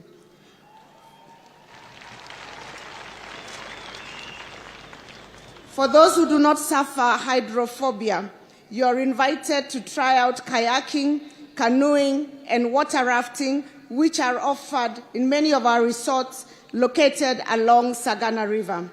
The river is recognized for hosting national and international water sports, and I'm sure you'll get an experience of a lifetime. For those who do not love water sporting, exploring other adventures such as zip lining, canopy walking, and archery will be just as good. I would like to once again thank you all on behalf of Kirinyaga people for bestowing upon us the privilege of hosting this auspicious occasion. God bless you, God bless Kirinyaga, and God bless Kenya.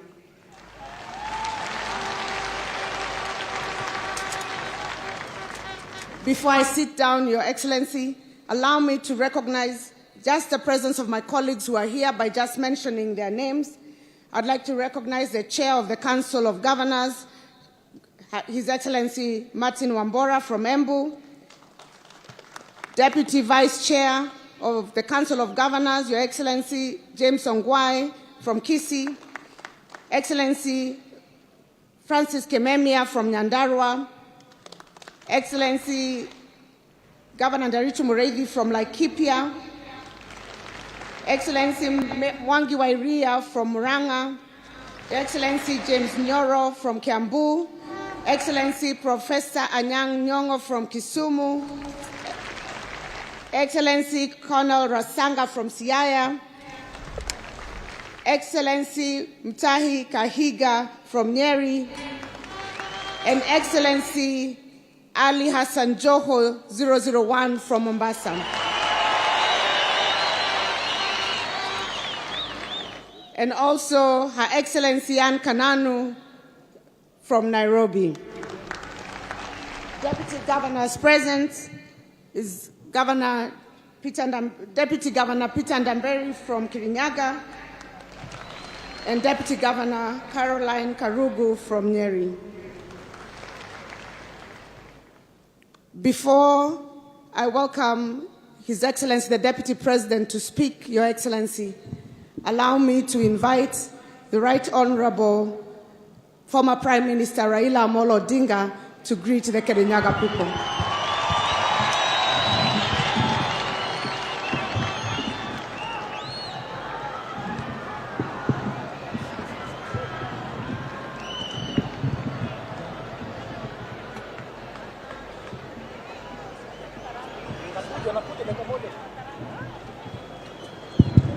Your Excellency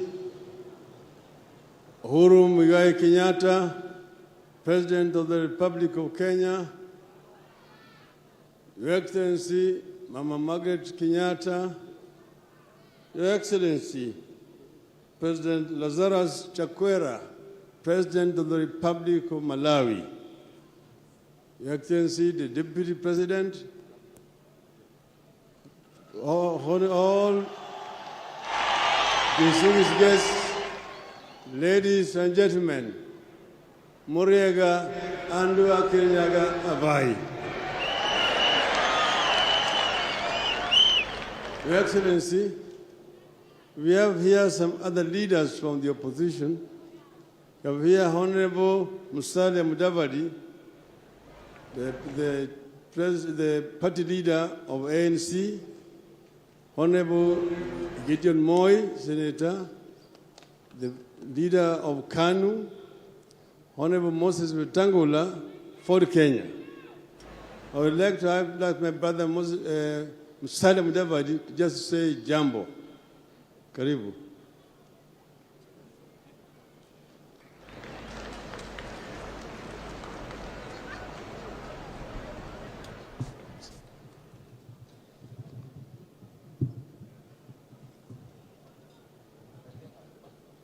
Your Excellency, the President of the Republic of Kenya, Honorable Uhuru Muigai Kenyatta,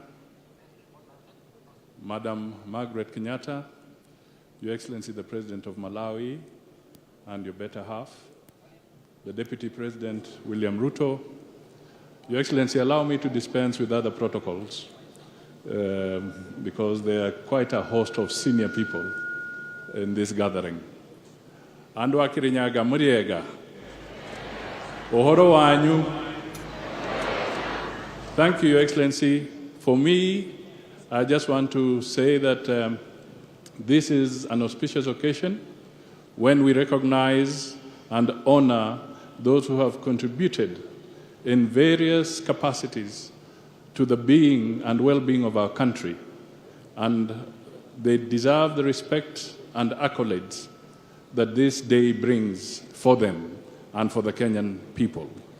I also want to take this opportunity to acknowledge that there is tremendous development in our country, and it would be important that this foundation is built on for the future as we move forward. I also want to call on peace and tolerance during this particular period so that we can work together as a nation and as a people, respecting the boundaries that the Constitution provides so that we respect everybody in our country. That is how cohesion will be built, and that is how Kenya will be built. Lastly, let me also convey an apology from Honorable Kalonzo Musyoka, who is out of the country and he would have liked to be here with us. But I know in spirit he's perhaps even watching what is going on here. I will end there and say, let us build Kenya, tuweke Kenya mbele, Kenya iwe kwanza. Asanteni sana na Mungu awabariki.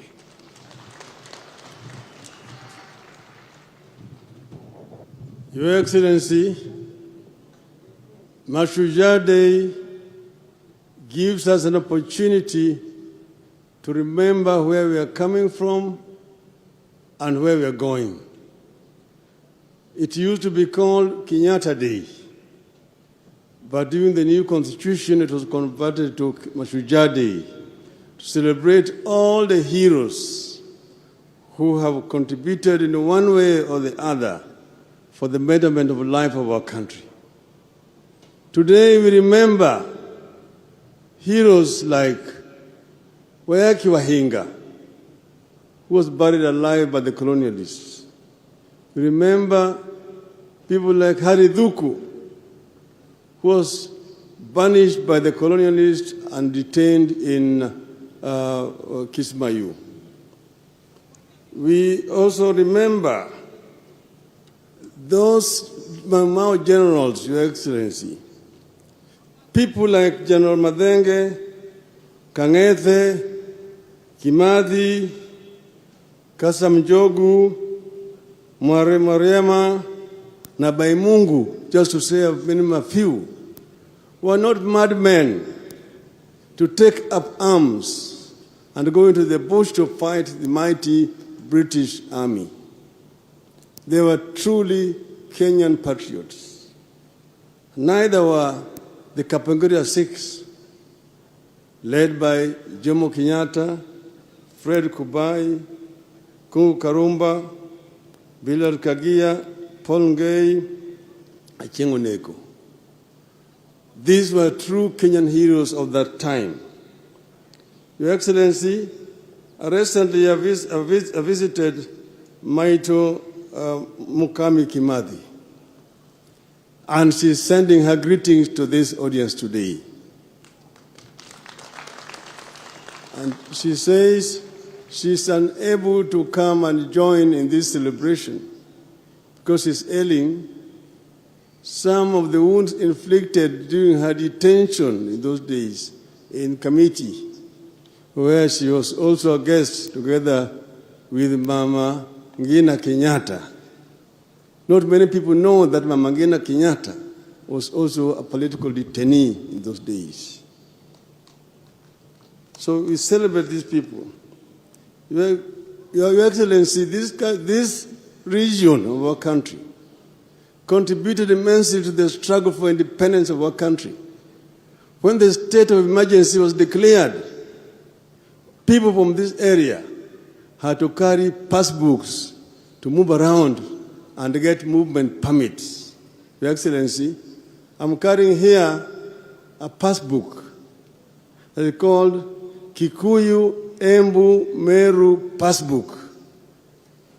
And it reads that this gentleman, his registration number was 1621, Simon Warorwa, son of Ngugi, tribe Kikuyu, district Fort Hall, location Gatanga, chief Ndungu, and sublocation Rugedha, and occupation clerk.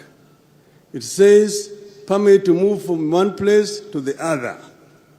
This is what inspired the people to rise up against the colonial regime because of the humiliation.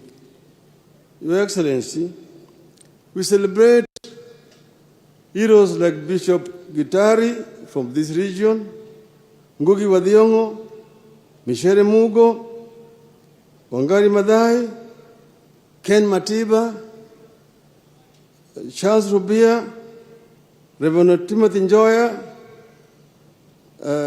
We have here, Your Excellency, two ladies. One, the first woman to become a Chief Justice, Madam Martha Kiomkome. She is a hero and how right she was entrenched with us during the second liberation. You have also here Madam Martha Karua, another hero. And then we have one of the first governors, women governors, Madam Wang'uru, governor of this great country of Kirinyaga. But Your Excellency, we have also other heroes in the field of music, like Joseph Kamaru, the late, John de Matthew, Gatorora de Samido, who are also great heroes from this region. Finally, Your Excellency, my hero, the former president, your predecessor, Mwai Kibaki. Mwai Kibaki must be celebrated as a hero in this country. When I said Kibaki Tosha, they said no Luo, they said Raila is finished politically. No Luo can vote for a Kikuyu because of what happened to Tom Mboya and Jaramogi. I went and told the Luos that there has never been a war between Kikuyus and Luos. That Kikuyus and Luos have been partners in the struggle for independence of this country. That Jaramogi, who said that Kenyatta must be the leader of this country, and Kibaki was a son of Jaramogi, who took him from Makerere and brought him to Kenya and made him the chief of executive officer of KANU. Your Excellency, the Luos voted to make Kibaki 98.5%, showing that this tribalism thing is very skin thin. But then, Your Excellency, Honorable Kibaki got an accident and could not campaign. You campaigned for Mwai Kibaki We saw him on a wheelchair in Nairobi. We came with him from Githurai, through Thika, through Kenol, through Murang'a, Kirinyaga, Kerugoya, Karatina, mpaka Udhaya. Everywhere, these people, the people were saying, Raila Mutongoria Jamba. So Raila Odinga is a friend of the mountain and has been able to climb the mountain. I thank you.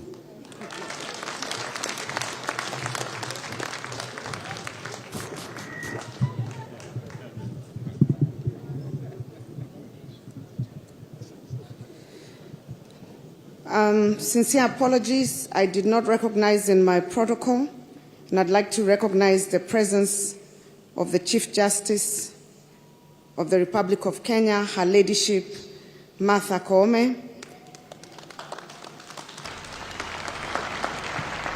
the Speaker of the National Assembly, Honorable Justin Muturi, and the Speaker of Senate, Ken Lusaka. Allow me to also recognize County Assembly members from Kirinyaga County who are present, and the County Executive of Kirinyaga. It is now my singular duty and honor to invite His Excellency, the Deputy President of the Republic of Kenya, Your Excellency, Honorable William Samoei Ruto, to speak and invite the President.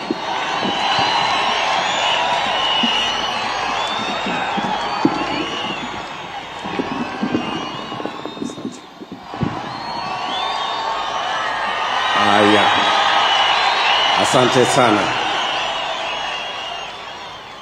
Mheshimiwa Rais wa Jamhuri yetu ya Kenya, Your Excellency Uhuru Muigai Kenyatta,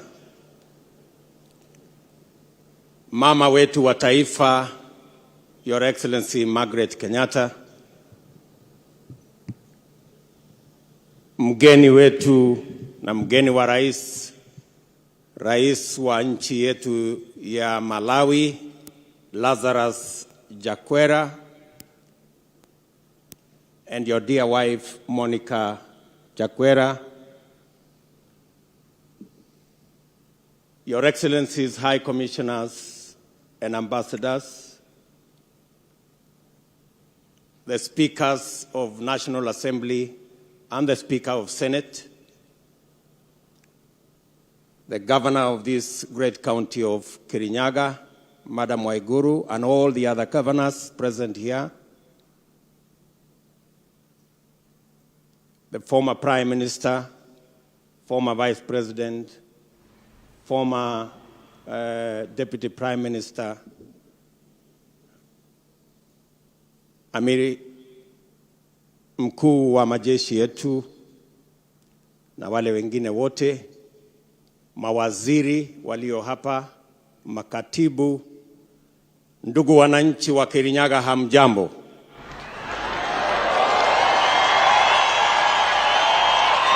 Kirinyaga moriega, mwathani agocwo, Ngai no mwega, ende ciothe, Bwana Yesu asifiwe. Asanteni sana.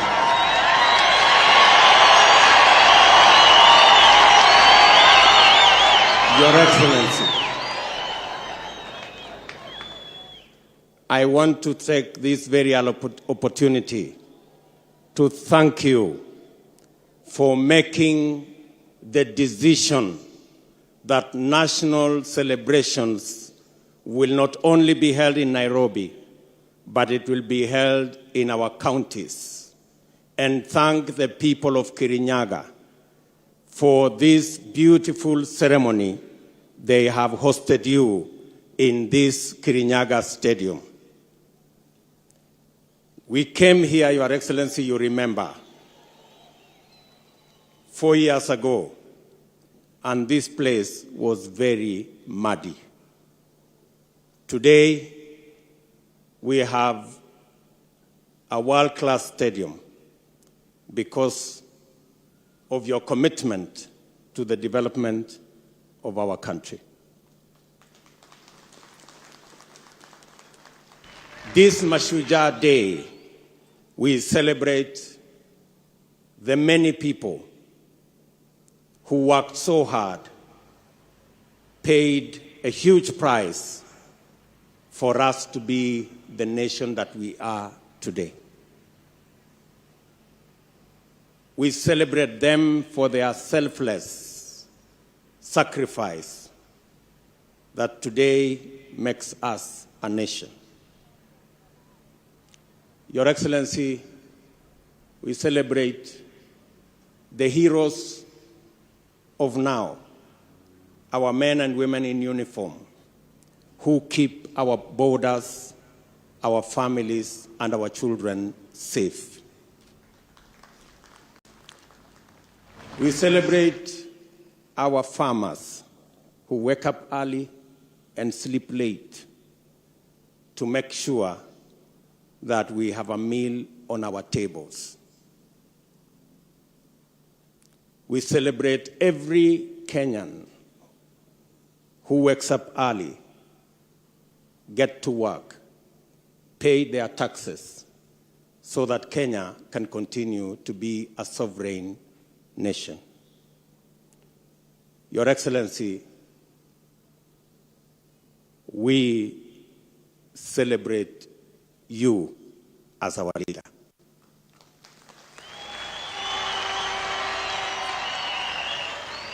The last 9 years has seen unprecedented transformation in our country. From the SGR to the almost 11,000 kilometers of new tarmac in Kenya, to the almost 8 million people connected to electricity, to all the transformation in our education sector. Your Excellency, your place in the history of Kenya is not only secure, but it is prominent. Your legacy as a transformational leader in Kenya will set the standard for the leaders that will come after you.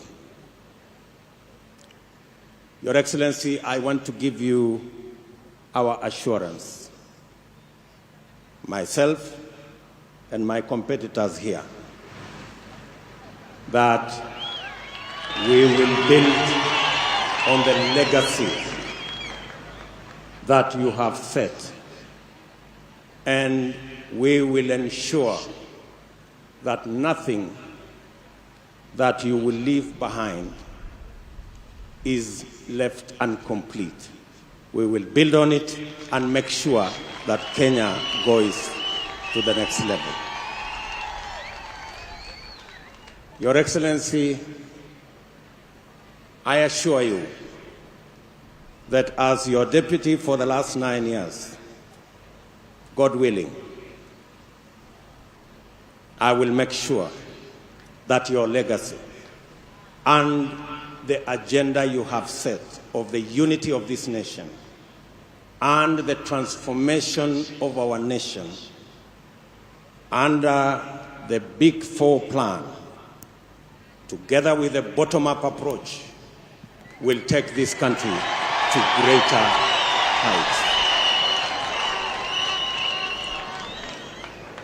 Your Excellency, this is a very important day for us as a nation, and you have set the standard for us.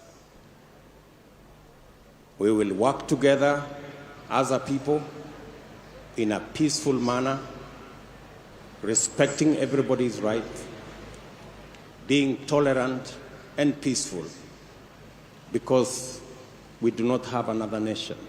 This is the only Kenya we have, and it is our duty to protect it. With those many remarks, Your Excellency, sir, it's now my very humble duty to request you, Mr. President, to make your remarks and lead the nation on this Mashujaa Day. Sote tusimame, tumkaribishe Rais wa Jamhuri ya Kenya aweze kutuongoza kwa ghafla hii. Mheshimiwa Rais. Asante sana. Na tuketi. Kirinyaga hamjambo. Hamjambo tena. Asanteni sana. Your Excellency President Lazarus Chakwera, I want at the very onset to take this opportunity to thank you and the First Lady, Madam Monica Chakwera, for taking time away from your busy schedule to join us here today in Kirinyaga County to celebrate our Mashujaa Day, the day we remember and celebrate the heroes and heroines who fought for the liberation of this country, but also the heroes and heroines who in their everyday activity continue to make Kenya a great nation. So, Your Excellency, once again, thank you for accepting our invitation. And at this juncture, ningewauliza sisi wote tusimame, tumkaribishe mgeni wetu, Rais wa Jamhuri ya Malawi, aweze pia kunena nasi na kulete salamu zake kutoka wananchi wa Malawi. Welcome, Your Excellency.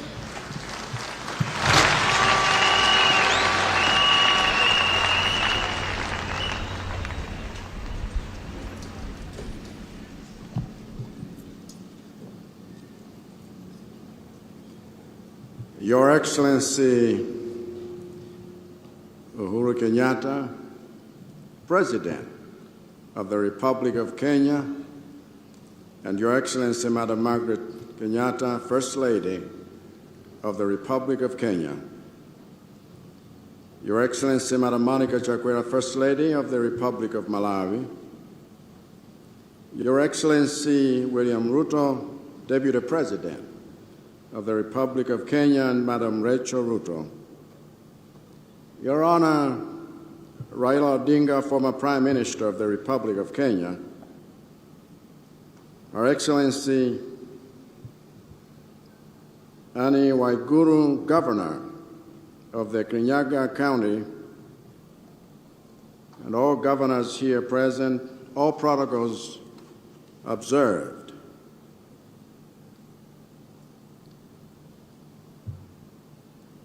Ladies and gentlemen, Muriega andu Kirinyaga wai.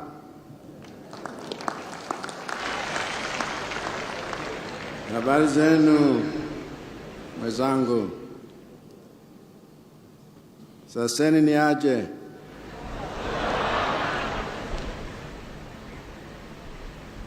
Mko poa? Malawi na Kenya ni ndugu wa miaka mingi sana. Tangia wakati wa baba zetu wa nchi zetu, Mzee Jomo Kenyatta wa Kenya na Mzee Ngwazi Dora Kamusubanda wa Malawi. Mheshimiwa Rais, kwetu leo Kutembelea Kenya ni uthibitisho wa undugu wetu na umoja wetu. Naombeni wa Kenya na wa Malawi tudumishe umoja wetu, tujenge uchumi wetu wa nchi zetu, tusaidiane kudumisha amani katika nchi zetu na Afrika. Kwa niaba ya wananchi wa Malawi na kukaribisha Malawi, Mheshimiwa Rais Uhuru Kenyatta. Karibu sana. Mungu awabariki watu wa Kenya wote. Asante sana.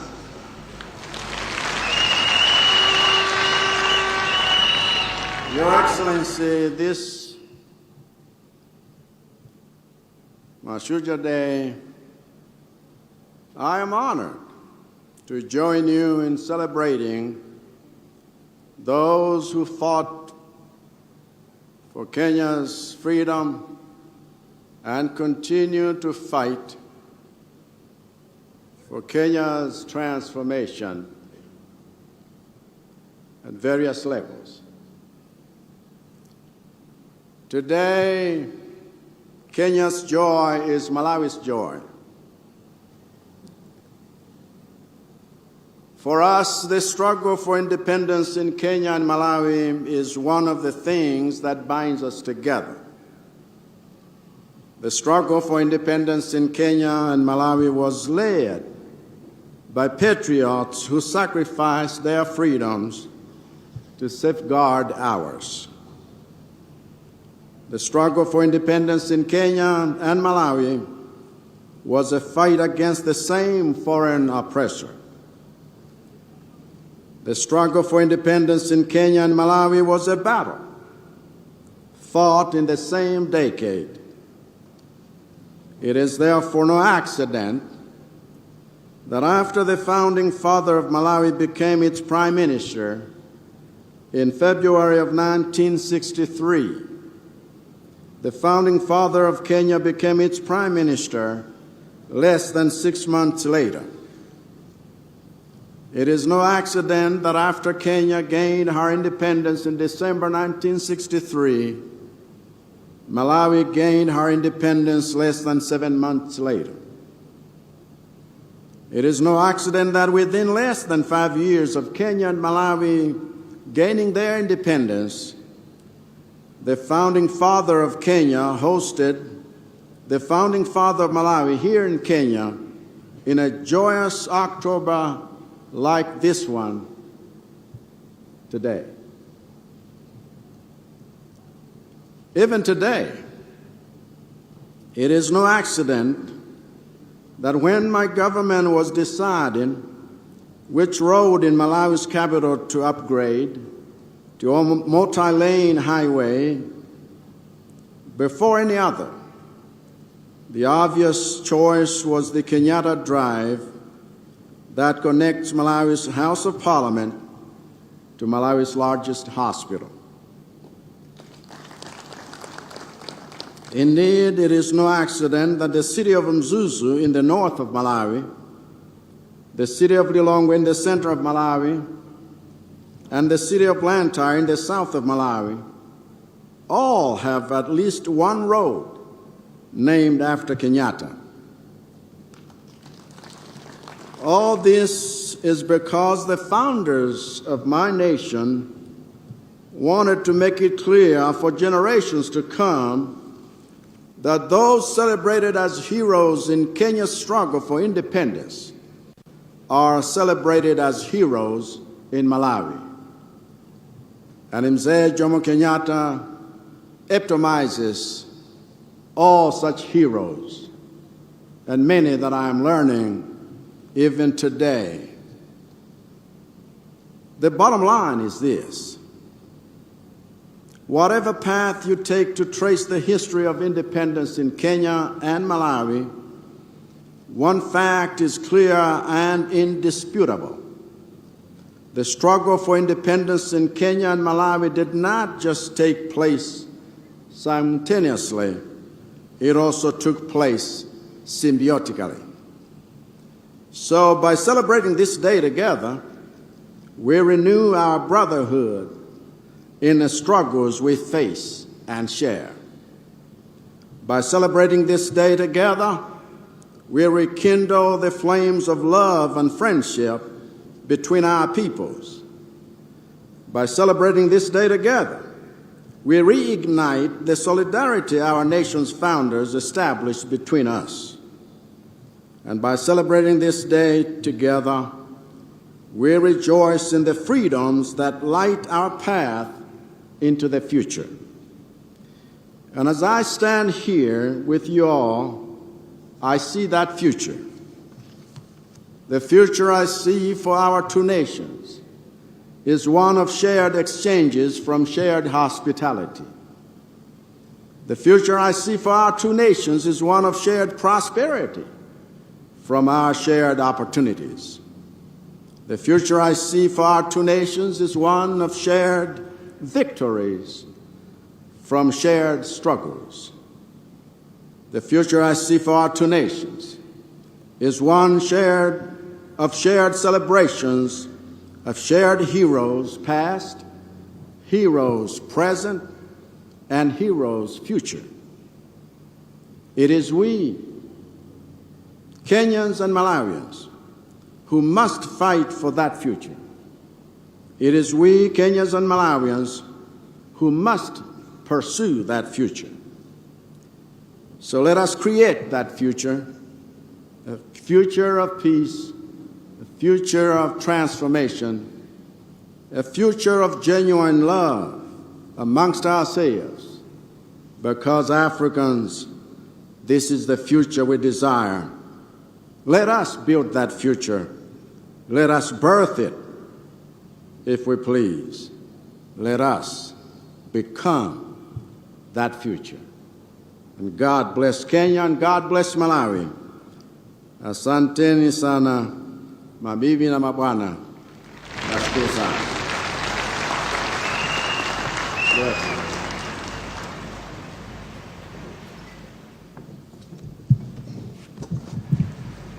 Thank you very much, Your Excellency. Tumpigie makofi tena ya kumshukuru. Asante na tuketi. Asante. Your Excellency, President Lazarus Chakwera, President of the Republic of Malawi, Your Excellency Monica Chakwera, First Lady of the Republic of Malawi, let me once again thank you, Your Excellency, for taking time, accepting our invitation, and joining us on this, our Mashujaa Day. And through you, Your Excellency, the Governor of Kirinyaga, let me also thank, through you, the people of Kirinyaga for your hospitality and indeed the warm welcome that we have received to this beautiful county at the footsteps of Mount Kenya. This is the 10th time that we are celebrating our nationhood, identity and diversity away from our capital city of Nairobi. We have previously marked national days in other countries. We have been to Kisumu, Kisii, Nakuru, Kakamega, Narok, Nyeri, Machakos, Meru, and Mombasa. And today we gather here in the county of Kirinyaga to celebrate the makers of our nation. We celebrate all the men and women who laid the foundation stone of our nation, and we also commend all those Kenyans who made and continue to make extraordinary contributions to bring our nation closer to her destiny of being a better, more just, more equitable, and more prosperous nation for all. At independence, the makers of our nation sought to secure a nation devoid of exclusion, disunity, and oppression. Through their hard work, dedication, and sacrifice, today we are a thriving democracy.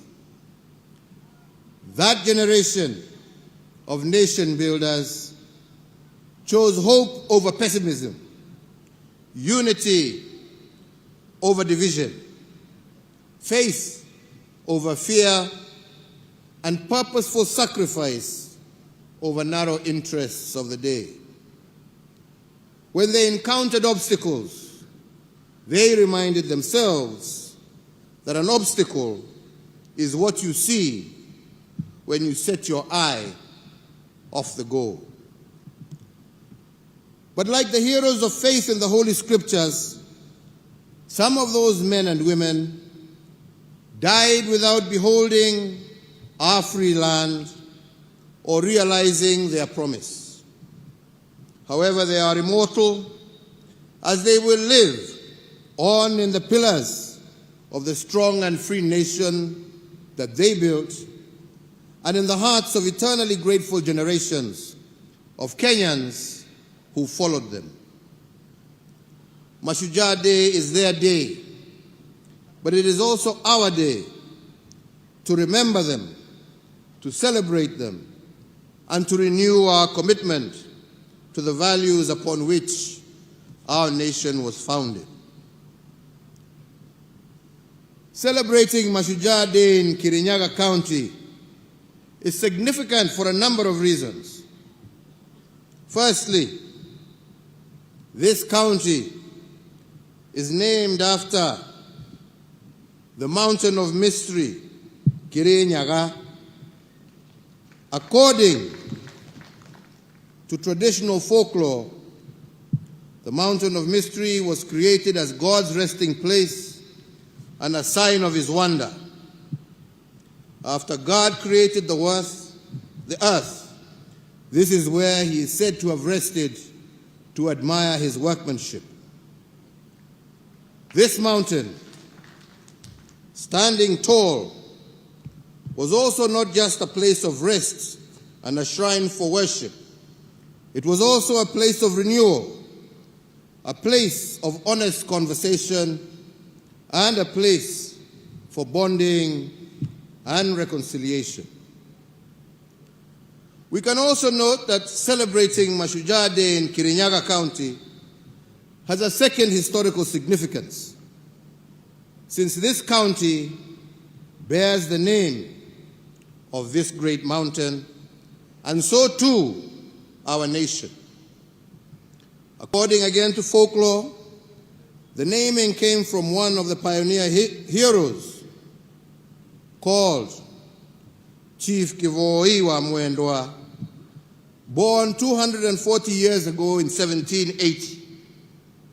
One of the early colonizers who befriended Chief Kivoi was Dr. Ludwig Krapf, a German missionary from the Anglican Church Missionary Society.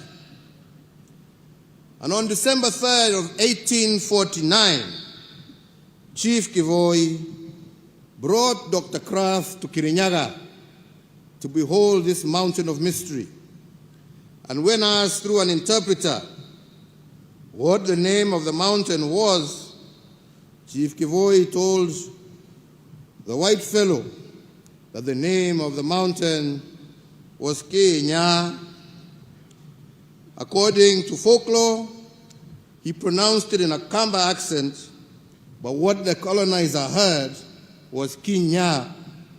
And from this conversation, the name of our nation, Kenya, was born 200 years ago. Kirinyaga County is therefore at the heart of a very rich heritage as a nation. The development of the then Kirinyaga district created out of the western part of Embu district in 1963, has closely mirrored that of the wider country, culminating with the advent of devolution. The 20th of October is a significant date in our history because in 1952, this was the day that a state of emergency was declared on our land by the colonizers, and hundreds of our founding fathers were arrested.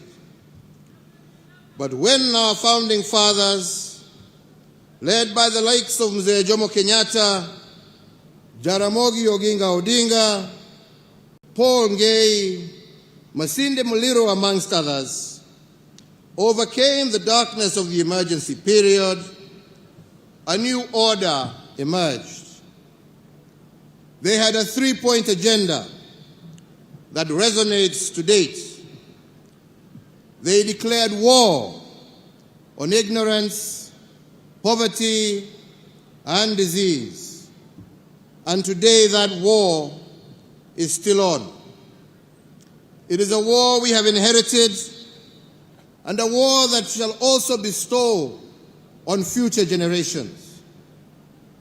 The commitment, as declared by our forefathers, is a sacred obligation today, and it is so from one generation to the next.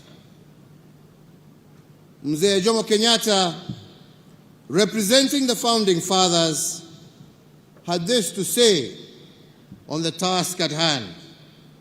And he said, and I quote, that our children will learn about the heroes of the past, but our task is to make ourselves the architects of the future. This is a challenge he posed not only to his generation, but to all Kenyan generations to come.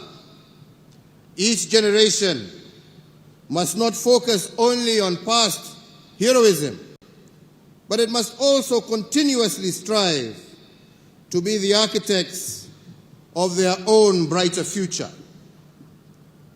For us to become architects of the future, we must begin by protecting what was left behind to us by the heroes who liberated this country, and in particular, we were charged with a great responsibility of taking care of our territorial integrity. Since the dawn of our republic, on many occasions, we have experienced territorial aggressions to the sanctity of our borders. Some have been driven from within and others from without. But the message of our founding fathers to these aggressors was simple: not an inch less, not an inch more. And this is the message that must reverberate across the collective quarters that are bent on annexing any part of the territory known as the Republic of Kenya. The resolve of our founding fathers rings as true today as it did then. Not an inch less, not an inch more.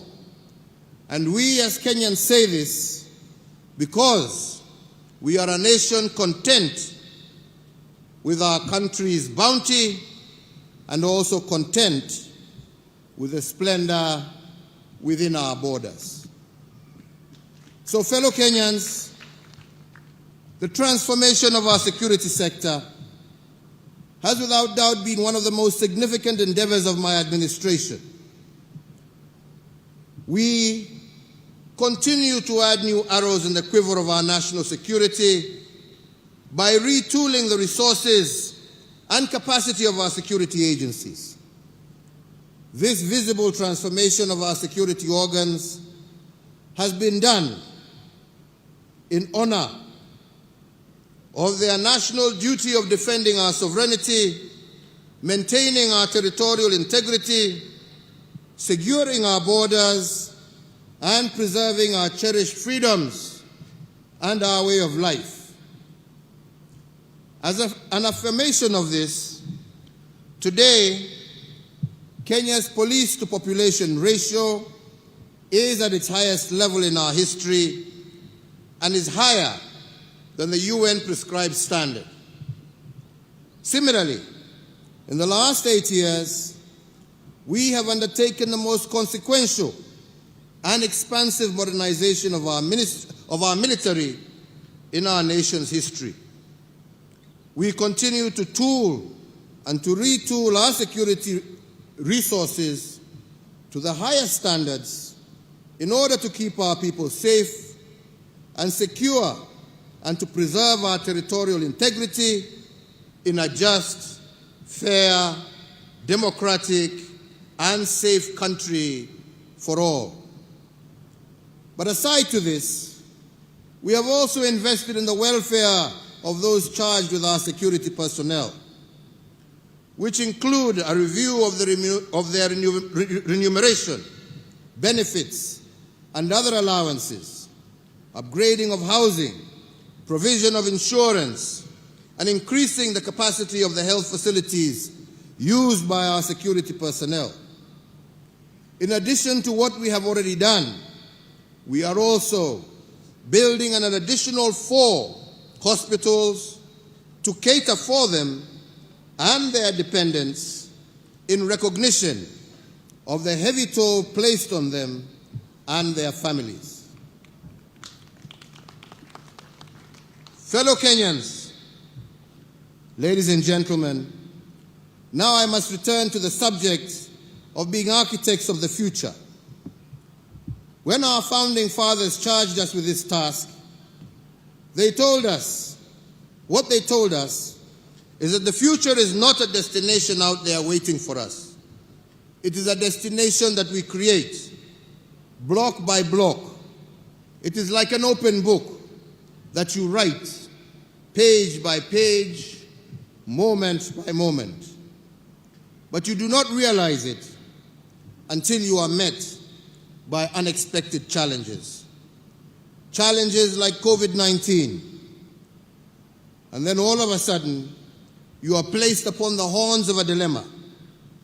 You can either choose to see obstacles in every opportunity or opportunity in every obstacle. This, fellow Kenyans, is the foundation of any successful nation state. It is about choices. Yet, it is in moments like this that the true character of a nation and a people is revealed. I am proud to say that with the COVID-19 crisis, our state of mind as a government has been one of finding opportunities in every problem occasioned by COVID. Instead of focusing on what is, we have focused on what could be. And this optimism by government, coupled with a basket of stimulus instruments, is what has thrust our economy into rapid recovery, while the global economy, we all know, contracted by an average of 3.6% last year. We managed to grow our economy by 0.3% over the same period, and this year it is projected to grow by 6%, despite the ravages of COVID. In recognition of the extraordinary and exceptional nature of the pandemic, the government, as the guarantor for enjoyment of social economic rights, issued targeted responses to the pandemic to cushion Kenyans against the effects of the pandemic. My administration made various policy interventions with a view of putting money in the pockets of Kenyans. This included various tax reliefs, an 8-point stimulus program of some Kenya shillings 56.8 billion, and Kazi Mtaani to cushion our youth from COVID-related unemployment, and other vulnerabilities. Today, this economic rebound is also reflected in the strong revenue performance, as at the end of September 2021, with the ordinary revenue of our country having increased by some 26.8%. There are many indicators which demonstrate how we took advantage of the opportunities and the problems presented to us by COVID-19, and we shall be elaborating further during our scheduled State of the Nation address in Parliament.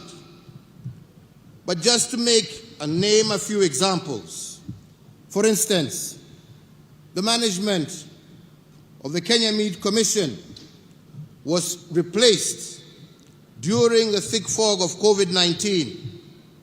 The Department of Defense took 1 year to refurbish the commission and reopened it in April of this year.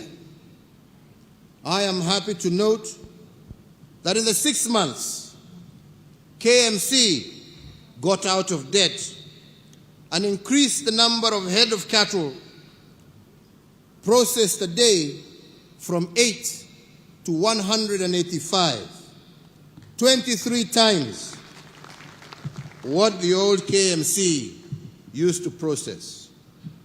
Today, KMC is paying farmers within 72 hours for livestock delivered at a rate of Kenya shillings 185 per kilo for cattle. In fact, the previous commission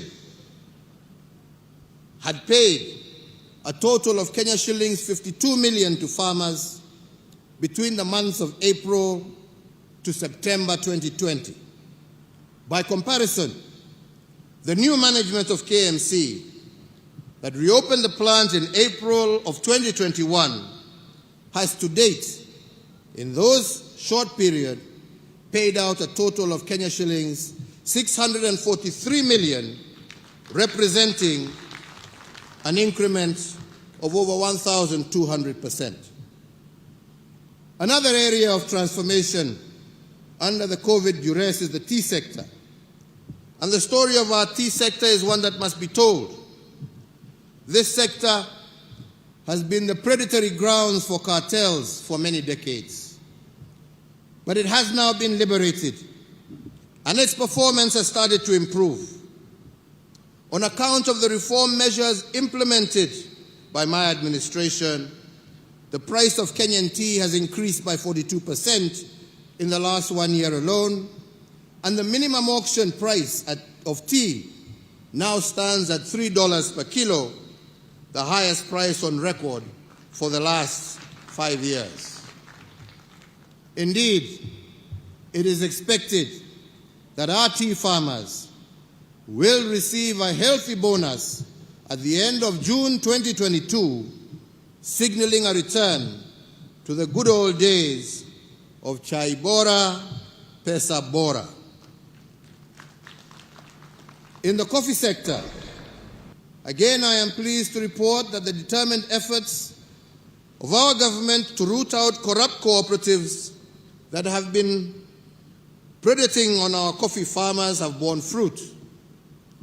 The revitalization of the new KPCU by government has brought healthy competition into the coffee milling activities.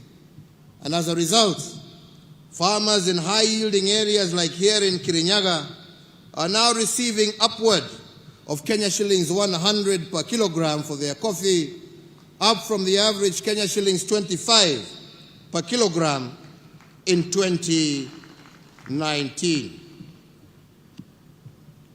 Milk production is another area, and as part of our efforts to ensure a reasonable rate of return for our dairy farmers, my government introduced a pricing guideline, and this has seen farm gate prices increase from Kenya shillings 27 per litre in January of 2020 to a high of Kenya shillings 40 per litre as of September 2021.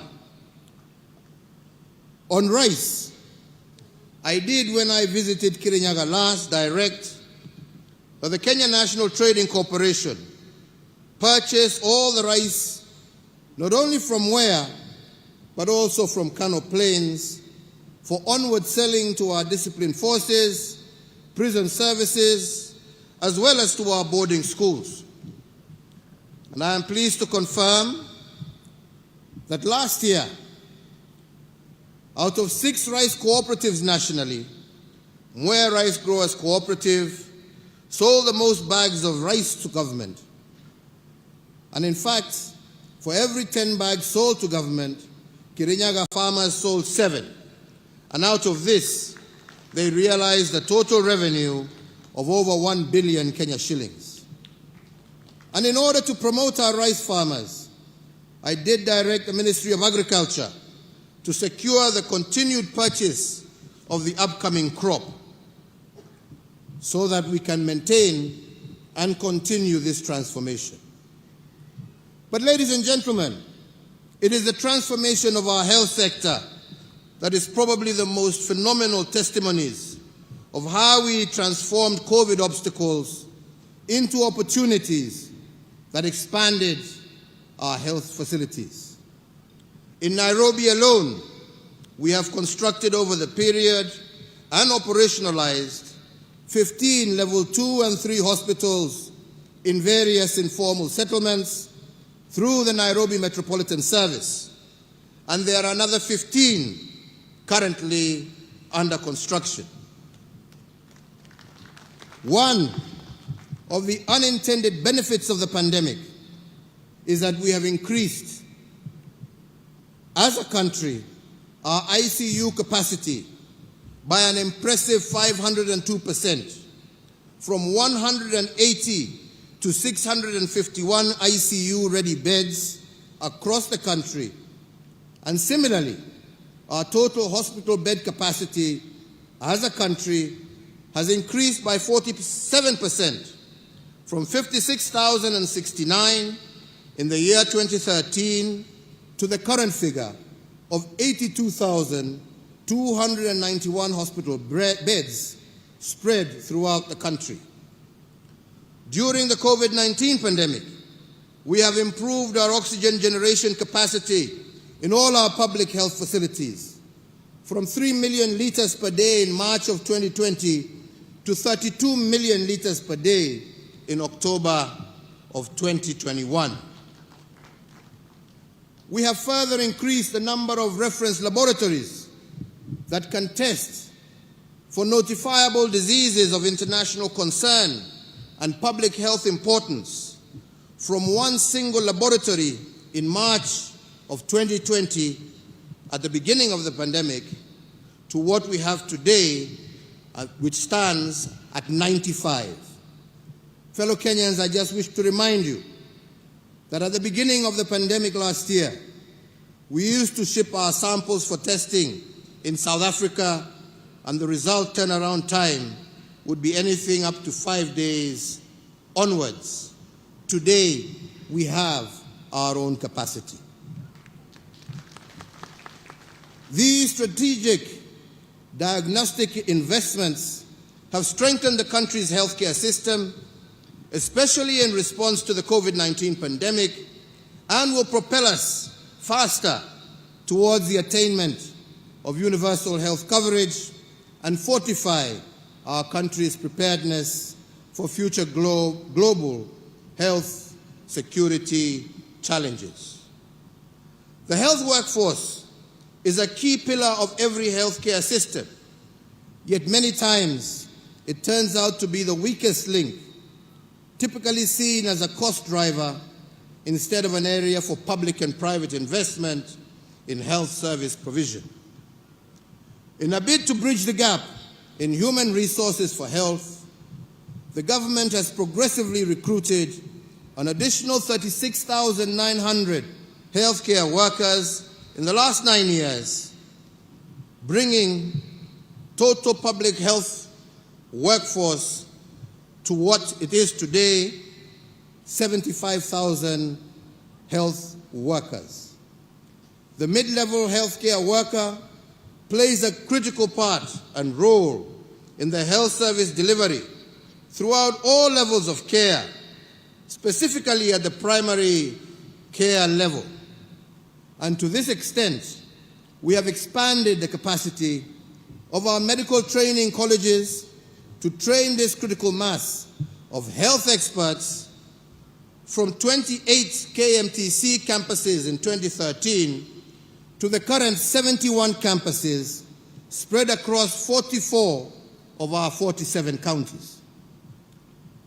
My administration has also put in place a comprehensive nationwide program to upgrade selected hospitals in all the 47 counties through provision of specialized modern state-of-the-art medical, diagnostic, and critical care equipment. Through the Managed Equipment Services project, whose objective was to improve access to quality specialized healthcare services throughout our country. Under this project, we have identified and equipped 115 hospitals with various theater equipment, 101 hospitals with various radiological and imaging equipment, 14 facilities with ICU equipment, and 54 facilities installed and commissioned renal equipment for dialysis. Through this massive investment, 628,000 people have benefited from theater services, 587,000 people have benefited from dialysis out of the 577 dialysis machines installed, and 23,574 people have benefited from ICU services, and over 5.7 million Kenyans have been served using the 22 MRI machines, the 214 X-ray machines, the 83 CT scanners, and the 229 ultrasound equipment that we have installed in various hospitals. All these some investments have so far benefited over 6 million patients and saved our country an equivalent of 131 billion shillings. Ladies and gentlemen, just the other day, I opened the Integrated Molecular Imaging Center at Kenyatta University Hospital. This is not just a first for Kenya, but for our entire sub-region. As a result, many of our citizens suffering from cancer will now have the benefit of early detection, leading to early treatment and cure, thus saving many lives. This, in addition to the millions of shillings that families who would have been forced to travel abroad seeking treatment for their loved ones will now save. 3 other areas have thrived despite the COVID dispensation. The first one is our robust infrastructure development. And indeed, to celebrate our Mau Mau liberators, a 582-kilometer road called the Mau Mau Road is under construction in their honor. And this will be the single longest road constructed in Kenya since independence. It runs through Meru County, from Kieni to Mara, through Embu County, from Kairore to Irangi, through Tharaka County, from Kibuga to Itunguru, and in central Kenya, it runs from Mudhidhi to Kiangwashe, and from Kembe to Mogumo Road. This is longer than the Nairobi-Mombasa Highway by 140 kilometers, and it follows the warpath taken by our Mau Mau liberators as they fought the colonizers.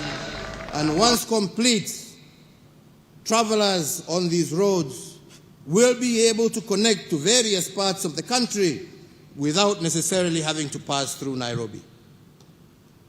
Another piece of infrastructure that I believe would make our founding fathers proud is the Nairobi Expressway.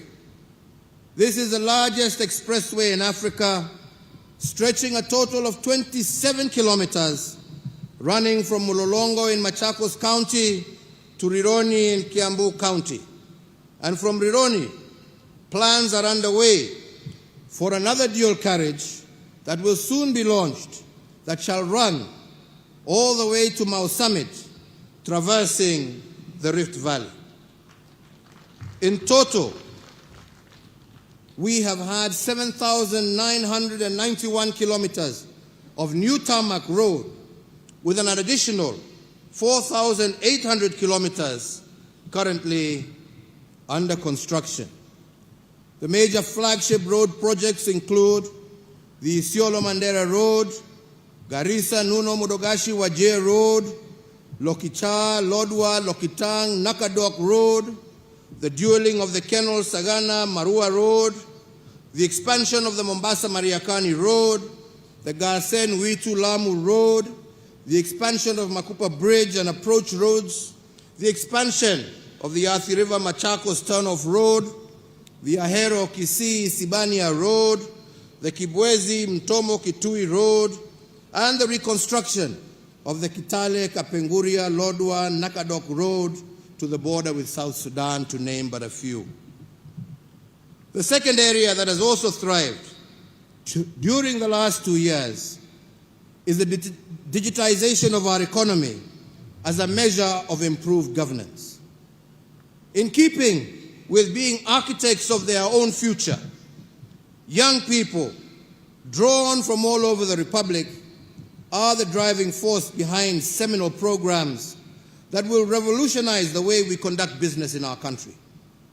This is a project that has been dearest to my heart, especially in being blessed with the opportunity of engaging and working and seeing the potential of our young men and women when given an opportunity.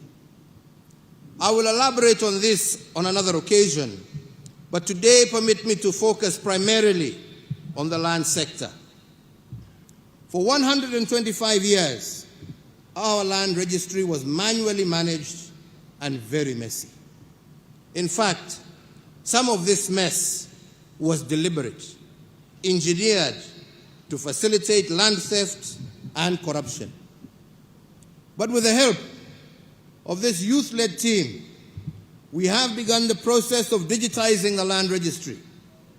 And what has surprised us, as we reference title deeds with geographical coordinates, is the historical fraud that has existed in our land sector. We have found private land titles to roundabouts in major highways, private land titles on airport runways, and all of this because titles were issued without reference to geographical coordinates, or what experts call georeferencing. To stop land fraud, therefore, we are now in the process of cleaning all title deeds to ensure they have a corresponding geographical coordinate, and this will help stamp out the fake title deeds and restore the sanctity of the title deed as envisioned by our founding fathers. The major advantage in digitizing our land registry under the system now known as Ardhi Sasa is that where it took you a minimum of 6 months to do a single land transaction, this has now been reduced to 48 hours or 2 days in the registries that we have digitized. Where once it took 1 and sometimes 3 months to obtain an official land search, the Ardhi Sasa system will give you a land search result in 3 to 5 minutes. And now, with digitization, we have the platform to ensure that every inch of Kenya is mapped and all areas eligible for allocation and issuance of titles have an accurate, secure, and fraud-free system of issuance. It is my belief that after digitization, issues of land titling will be sorted out once and for all. And I say so because my administration has already issued 5.3 million titles under the manual registry in only 8 years. That is equivalent to the number of title deeds issued by the colonizers and the first 3 administrations combined in a total of 125 years. So I believe that if we have achieved 5.3 million titles in 8 years under an archaic system, how much more will we be able to achieve once the national system is completely digitized? Added to this, we have taken the independence-era dream of decent, affordable shelter and used policy instruments and incentives to make it a reality. One such intervention is that anyone registered as a pensioner can withdraw up to 40% of their pension and use it to get a housing mortgage. Additionally, we have exempted first-time mortgage holders from payment on stamp duty, and in addition to a range of incentives for developers who build units under the Affordable Housing Program. Further, and on digitizing our economy, in April of 2013, during my first few months as president, I directed the National Treasury to conduct a detailed survey of all chargeable government services to ascertain how many of these services were paid through digital means. The survey found that over a third of all payments to government were cash-based, presenting a high opportunity for leakage and abuse of the system. In one case, 60% of revenues were spent on making collections. By launching the e-Citizen platform in August of 2014, 350 government services have now been migrated to the e-Citizen platform. And in the 7 years since its inception, the e-Citizen has served a total of 27.2 million unique customers and collected over Kenya shillings 87.1 billion in revenues. Fellow Kenyans, our forefathers' quest for a just and fair nation for all will only be truly realized when we have every single service delivered through a transparent and accountable channel. Therefore, digitization is an important part of our endeavor to improve delivery of government services.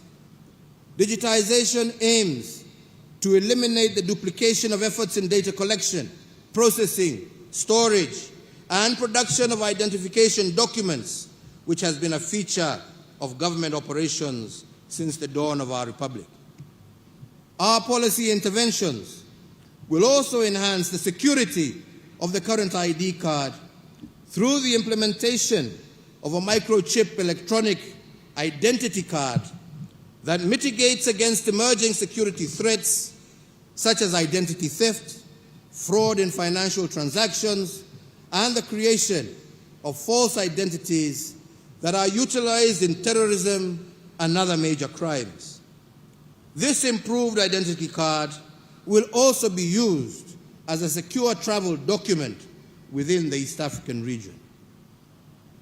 To those of you, my friends, who are used to analog systems in order to facilitate corruption, I tell you that the end is nigh, notwithstanding how many court orders you procure, hii itafika mwisho.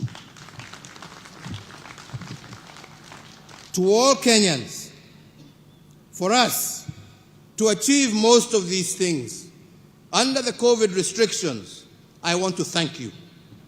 Without your civic responsibility, innovation, and resilience, none of this would have been made possible. From very early in the COVID crisis, I appeal to you to be your brother's keeper and to exercise restraint as we navigate through this unfamiliar enemy. And all of you, each and every Kenyan, made us proud by doing this. The vision of our forefathers was a nation free of ignorance. The remnants of ignorance will only be uprooted from our midst when we continuously build the capacity of our citizens to remain abreast with the demands for a rapidly changing world.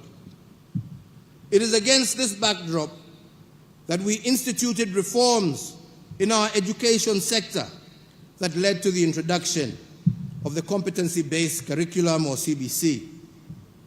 As a mark of this seminal transition, we now have 2 cohorts of children in pre-primary and 5 cohorts of our children in primary school who are the pioneers of this groundbreaking curriculum.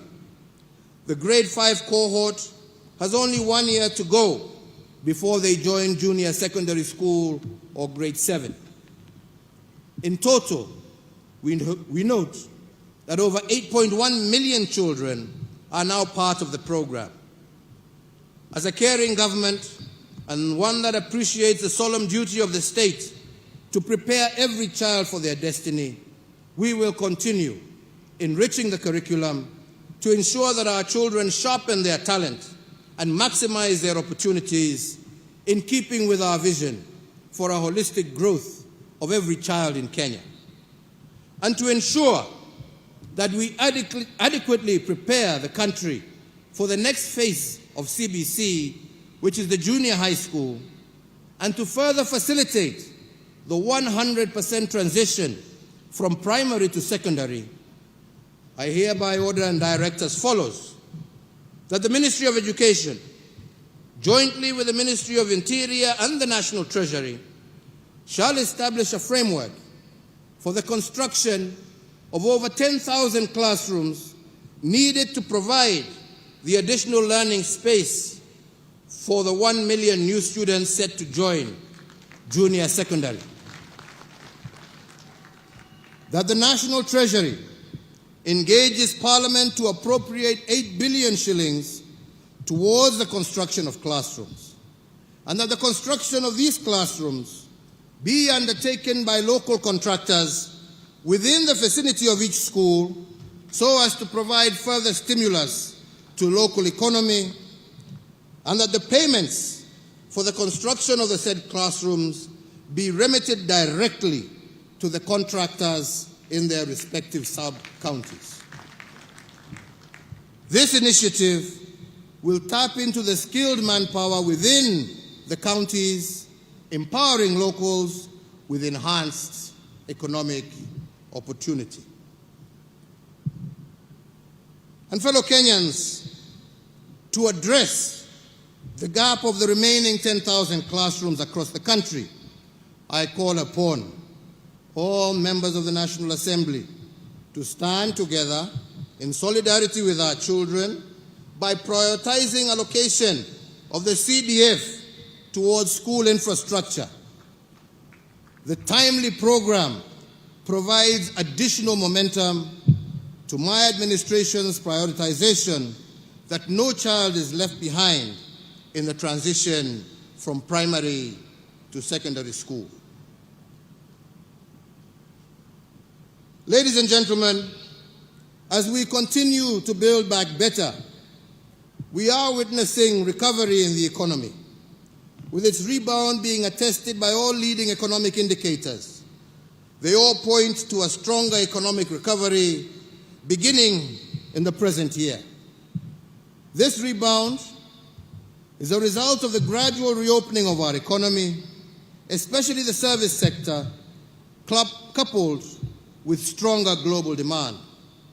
This recovery is reflected, as I said earlier, in the strong revenue performance for the quarter ending September 2021, which saw our ordinary revenue increase by 25.8% and amounted to Kenya shillings 441.8 billion, amounting to a collection of Kenya shillings 17 billion above the target that had been set. The first and second stimulus packages were designed by my government to ensure that our economy would endure the shocks occasioned by the lockdown measures implemented in the early stages of the COVID-19 pandemic.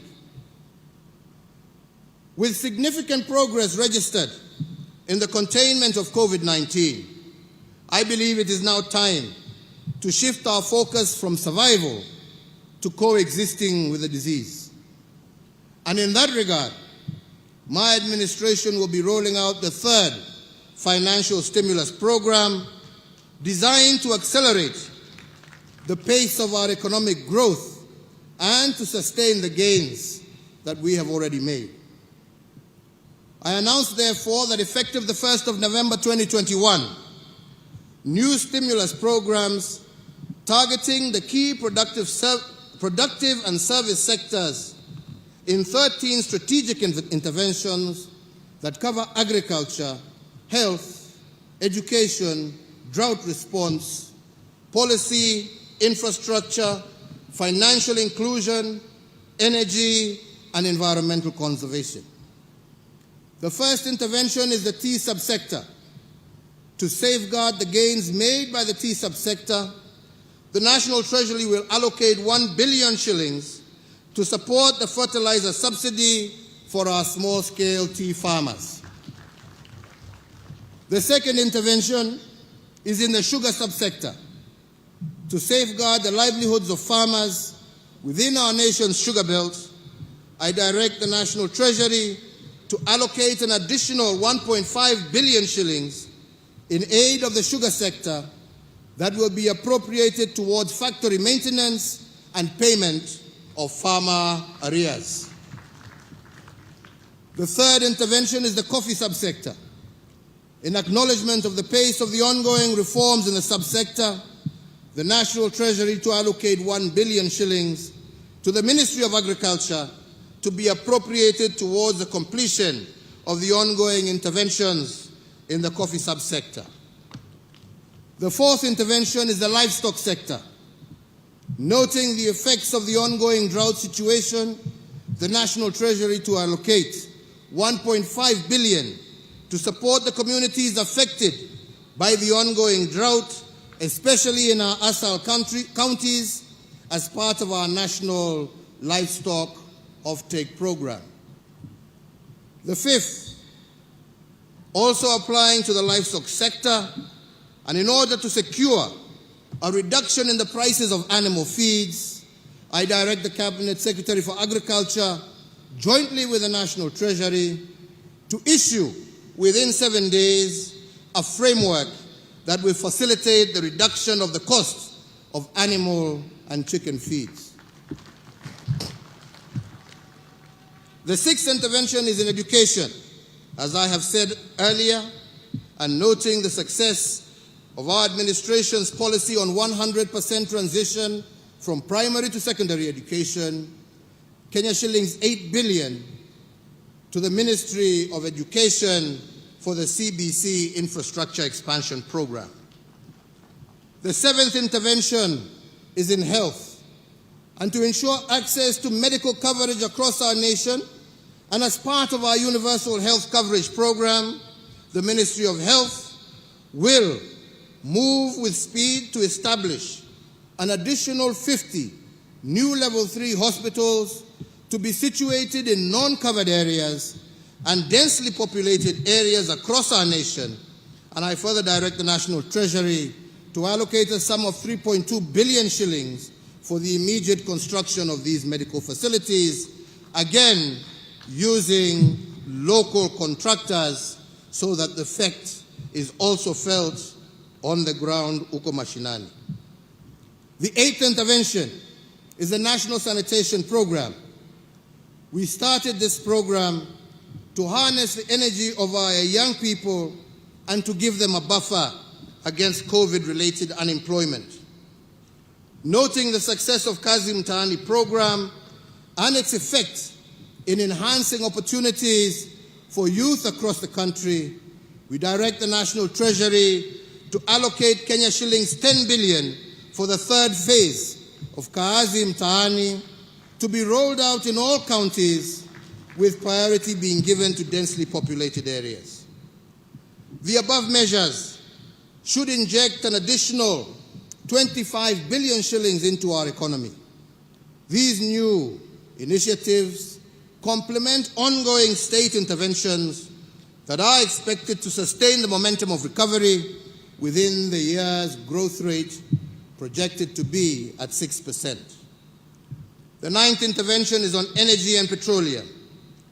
Being fully aware of the positive strides being made in our economic recovery, the gain stands the risk of being eroded by high energy prices.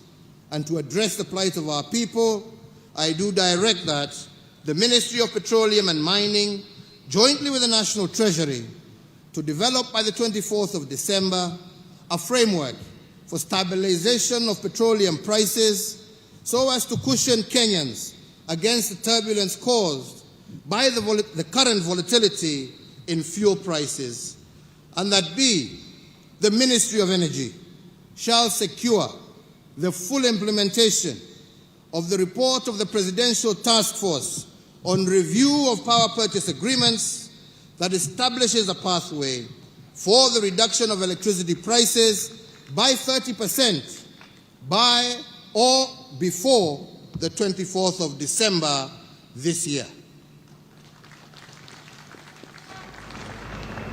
I look forward to Kenyans being relieved of the burden of high tariffs by Christmas Day. The 10th intervention is in the banking sector. The transformation of our economy and the emergence of our nation as a financial hub is as a result of the efficiency secured by technology. The gains we have made in digitization of our financial processes and transactions have made it possible for us to better track and trace illicit flows of money. In view of these, we remain committed to the anti-money laundering and the combating of financing of terrorism CFT frameworks stipulated by the Proceeds of Crime and Anti-Money Laundering Act, POCALMA. These include the requirement for financial institutions to report cash transactions above $10,000.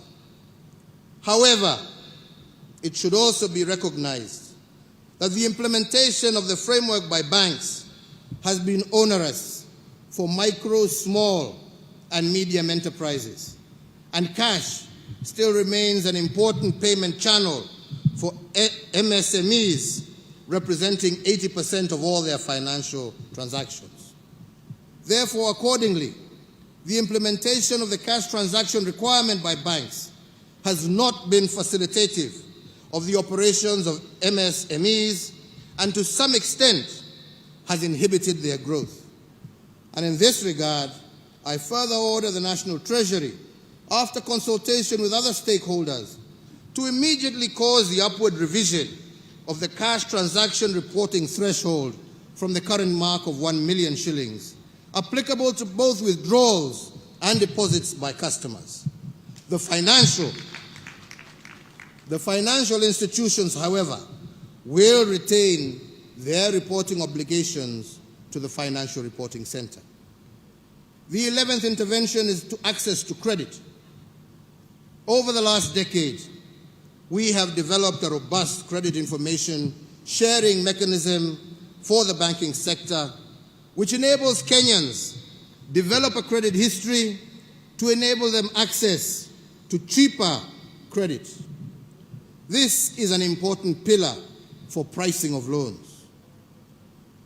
The COVID-19 pandemic, however, has adversely impacted businesses, particularly MSMEs, and as one of the COVID-19 emergency measures, we did previously suspend the listing with credit reference bureaus of borrowers whose loans were non-performing at the beginning of the pandemic. This suspension lasted for 6 months, from April to September of 2020, and provided relief, particularly to medium, small, and micro enterprises during the pandemic period. However, some of the MSMEs continue to struggle to get back to a sound footing following the adverse effects of the pandemic. So in that regard, and to further augment the interventions that we are making to give micro, small, and medium enterprises reprieve, I further order the National Treasury, in consultation with stakeholders, to secure the following additional measures to provide further space for recovery of micro, small, and medium enterprises. That the relevant authorities will, for loans less than 5 million, effect a moratorium of listings in CRBs for a period of 12 months to the end of September 2022. And further, borrowers with loans below 5 million and below, listed on the CRB from October 2020 to date, will not have that listing incorporated in their credit reports for the next 12 months ending September 2022. In addition to foregoing measures and to accelerate our economic recovery, I also urge all banks and financial institutions to accommodate customers who seek to restructure their banking facilities. The 12th intervention is digital financial services. In recognition of the importance of digital financing services, especially to the small-scale traders and the household at large, I do direct the National Treasury to engage all digital payment providers with the aim of deepening and expanding the use of the digital payment channels so that people can save more on their wallets and use them more. The 13th intervention is in the area of vaccine production. If there is anything that we have learned, not only as Kenyans but as Africans, from the COVID-19 pandemic, is the essence of self-reliance. As the first step towards this goal, we as a government have established a company to facilitate this venture in the name of Kenya Biovax Limited, and therefore the Ministry of Health should operationalize this company to build a form and fill and eventually manufacture vaccines in our country by Easter of next year. Fellow Kenyans, on the 29th of June 2021, during my 16th address on the COVID-19 pandemic, I pledged to the nation that by Christmas this year, we would have vaccinated over 10 million adults. Today, I am pleased to confirm to the nation that we are on course to realize this target. As of today, we have vaccinated 5 million adults. Owing to the compliance with the health protocols and guidelines on COVID-19, I have further noted with much appreciation that surge of infections has declined over the last 2 weeks, as characterized by the positivity rate of below 5% that has been registered over this period.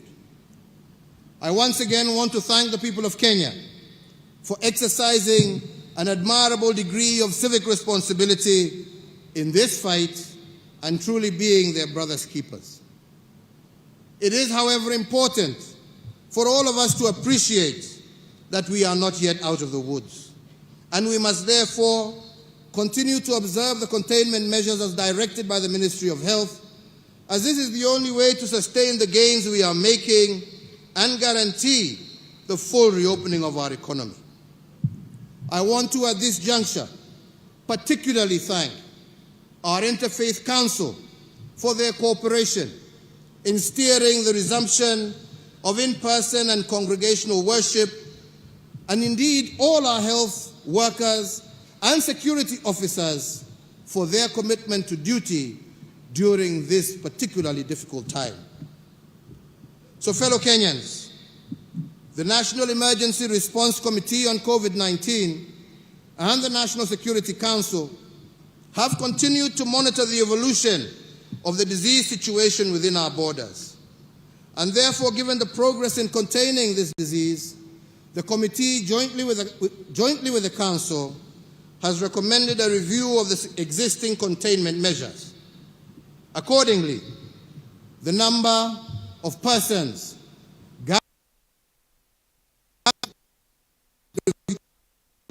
from 1/3 of the congregants to 2/3, provided they adhere to all the health protocols.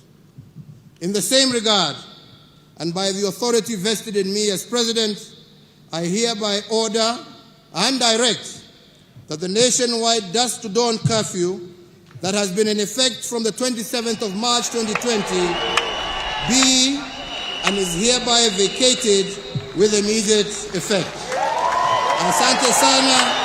God bless you and God bless you. Asanteni sana. Basi kwa heshima naomba sote tusimame kwa ajili ya wimbo wa taifa. Ninaomba kwa heshima sote tusimame tafadhali kwa ajili ya wimbo wa taifa. Acha malize ndio. Acha malize ndio.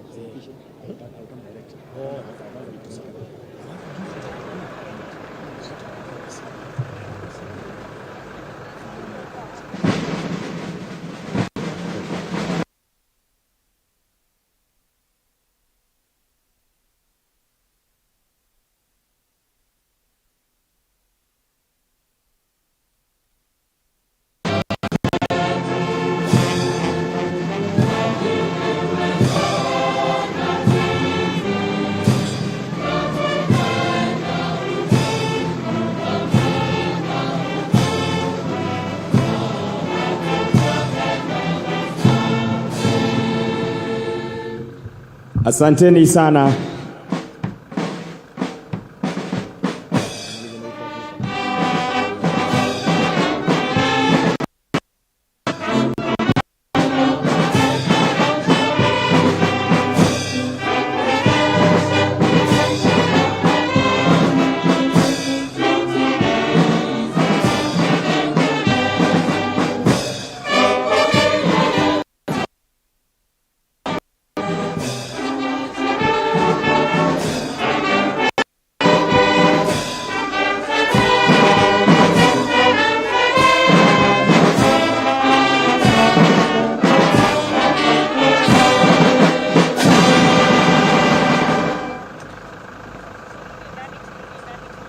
Baada ya hotuba ya Mheshimiwa Rais, nitaomba tuwe watulivu ili tuweze kutangaziwa itifaki ya kuondoka.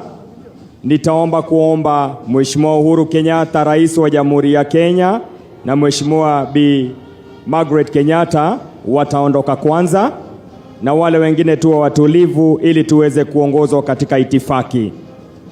Tumhe nafasi Mheshimiwa Rais anapoondoka. Wale wengine wote tutatulia hadi tupewe itifaki ya kuondoka, the exit protocol. Anaondoka sasa Mheshimiwa Uhuru Kenyatta na Mheshimiwa Bi Margaret Kenyatta. Wale wengine tuwe watulivu tafadhali. Tutulie ili tuweze kuongozwa.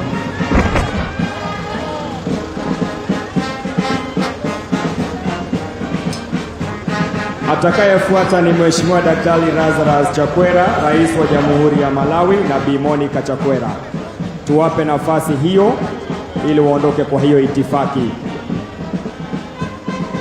Baada ya Mheshimiwa Uhuru Kenyatta kuondoka, utafuata msafara wa mgeni wetu Mheshimiwa Daktari Lazarus Chakwera na Mheshimiwa Bi Monica Chakwera.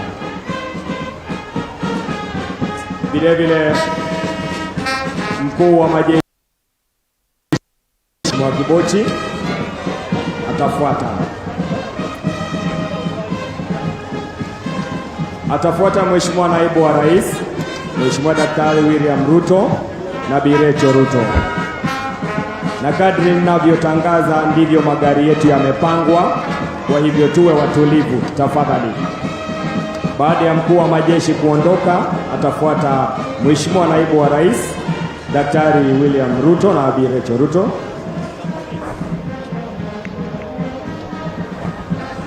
Baada ya Mheshimiwa Naibu wa Rais kuondoka, watafuata wakuu wa vikosi mbalimbali.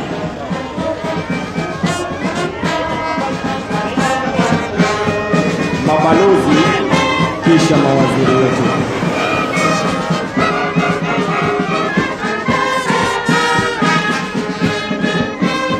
Amekwisha ondoka Mheshimiwa Uhuru Kenyatta.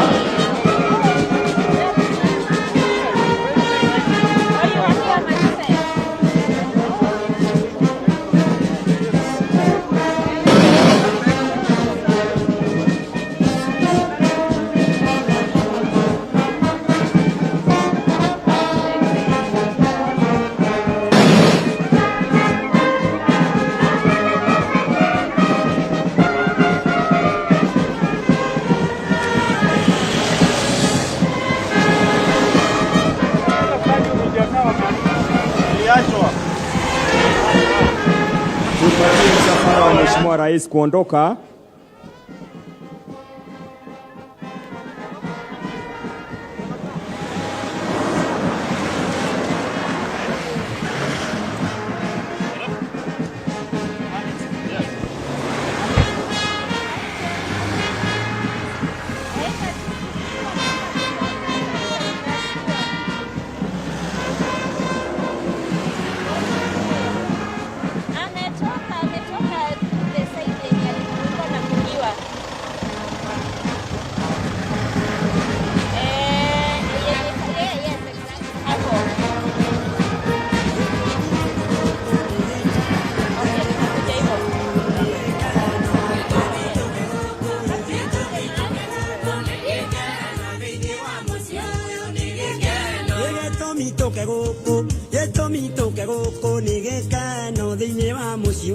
Tupishe msafara wa Mheshimiwa Lazarus Chakwera, Rais wa Jamhuri ya Malawi. Tupishe msafara. Anaondoka sasa Mheshimiwa Daktari Lazarus Chakwera na Bi Monica Chakwera, wageni wetu wa siku ya leo. Asante sana Mheshimiwa Rais kwa kushiriki nasi. Baada ya msafara wa Mheshimiwa Daktari Lazarus Chakwera kuondoka,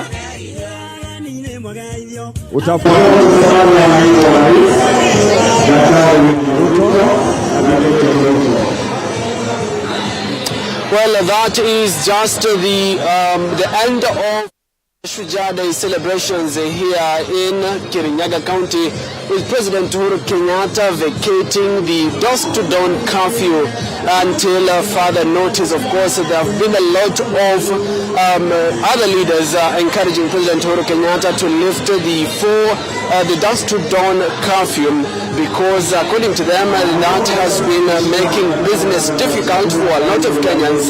And the breaking news is that President Uhuru Kenyatta has lifted the dusk-to-dawn curfew, in what President Uhuru Kenyatta says the COVID-19 numbers have been reducing because of Kenyans' adherence to the COVID-19 protocols, and has encouraged Kenyans to go for the vaccines, even though Kenya has, or rather the government, has failed to meet its target of 4.5 million vaccinations across the country by Wednesday this week.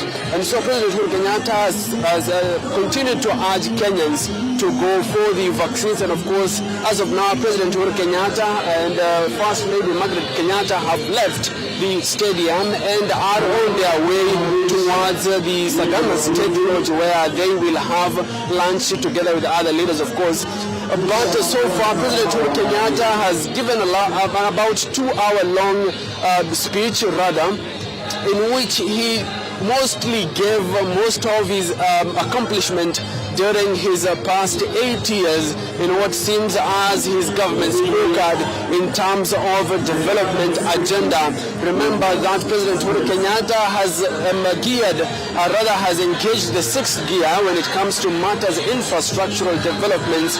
There are about at least 10 infrastructural developments, including roads, that will be connecting the country, in what President Uhuru Kenyatta says will help the country, or rather will help Kenyans avoid getting to Nairobi to seek, or rather getting into Nairobi when they are transiting to other counties. So remember that President Uhuru Kenyatta, in this particular address, in which has been termed as important, has also captured other initiatives, including his health plan.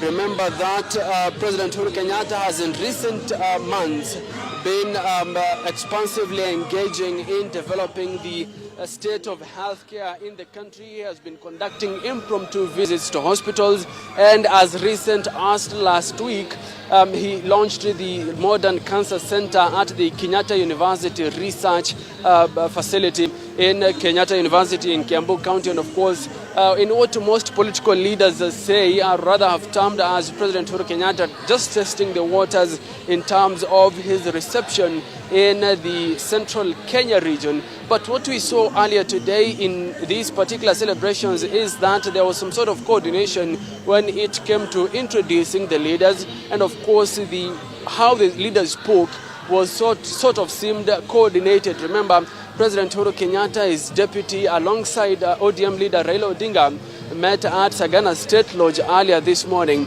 So it is safe to assume that that meeting they had in the morning was just to make sure that they do not go against each other's views, in what Deputy President William Ruto made short remarks when it came to national politics. He rather restricted himself to unity, saying that he will push for the unity of the country, as well as maintain President Uhuru Kenyatta's development agenda across the country, even as he concludes his second term come August next year. This event has been graced by a lot of politicians.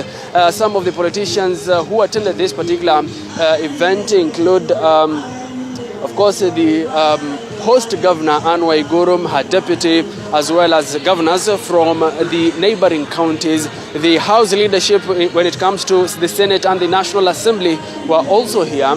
And we've seen a lot of, Kenya's politics has taken a new shift, if I may say, during this presidential address.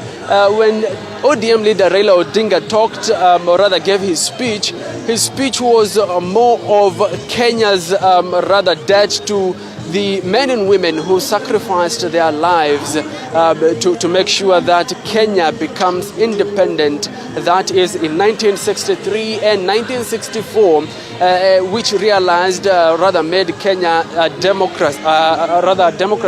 And so he did not focus, or rather the two leaders who are contesting in the 2022 presidential election did not focus their speech, or rather a huge chunk of their speech did not focus on their 2022 campaigns, but were rather to call on Kenyans to be, gauge their leaders, vote decisively. And of course, in that particular, except for ODM leader Raila Odinga, who seemed to reminisce about his past relations with the central Kenya region, in which he said that when he supported former President Mwai Kibaki in the 2002 general election, in which he said Kibaki Tosha, he reminisced that in the 2002 general election, a lot of leaders were against his stand on supporting President Mwai Kibaki then, saying that people from the Nyanza region would never vote for anyone from Mount Kenya. But he says he proved them wrong in what has largely been interpreted as saying that he will prove other leaders wrong in the 2022 general election.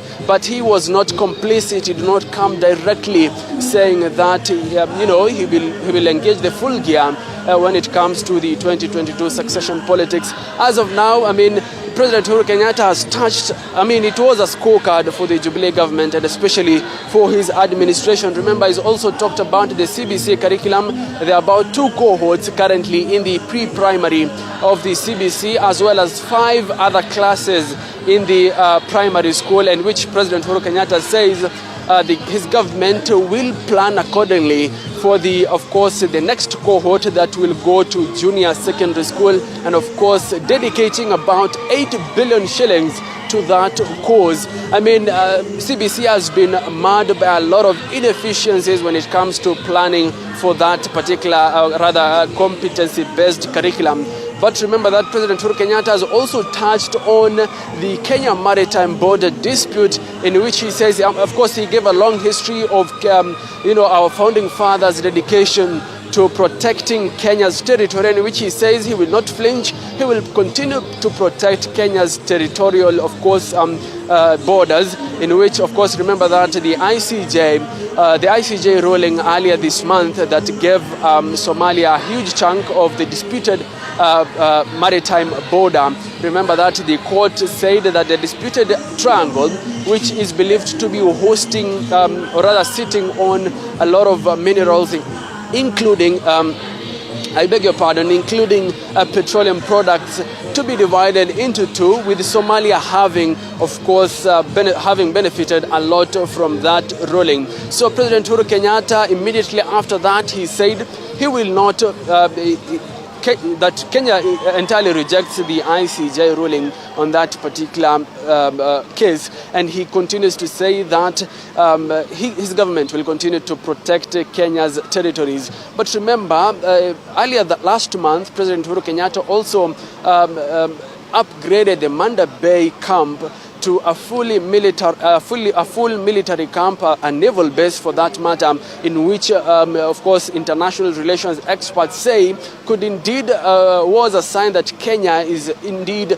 determined to protect its territorial borders, especially its maritime borders with Somalia, being that the Manda Bay was a key camp in terms of, KDF taking over Mogadishu when, of course, attacks became rampant, and of course the outlawed Al-Shabaab took over, attacked a lot of and kidnapped a lot of tourists in the country, and that forced Kenya to get into Somalia.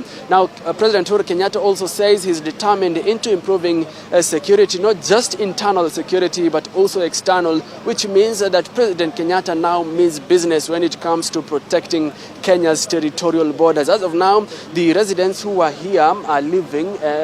Everyone is free to live at their own will, of course, and most of the leaders have left. And so far, this has been a plus for Kenyans. Remember that President Uhuru Kenyatta has lifted the dusk to dawn curfew, and in that sense, it means from tonight, you're free to move around without any restrictions. But remember, you need to keep your masks on, keep sanitizing, washing your hands, and of course, make sure that you get vaccinated. That is President Uhuru Kenyatta's call, even as he lists a lot of his projects, which are both, ongoing and pending. And remember that President Uhuru Kenyatta also says he is committed to the unity of the country, in the sense that, remember that he has been pushing for a successful succession when he leaves office come next year. But remember that President Uhuru Kenyatta has also given a lot of stimulus packages in terms of making sure that small and medium business enterprises pick up the debris and move on with their businesses. And beginning the 1st of November, a new stimulus program is set to be launched by the government. And of course, the government has also pledged 1.5 billion shillings to, of course, help pastoral communities living in the ASAL counties to make sure that they get by during this ravaging drought that has almost affected all the ASAL counties, including Wajir, Mandera, Garissa, Marsabit, Isiolo, and Samburu counties. And so President Uhuru Kenyatta has dedicated 1.5 billion shillings to that particular cause. And of course, as I said earlier, President Uhuru Kenyatta has committed another 8 billion shillings to the CBC, which he also says that he has also commanded the National Treasury to commit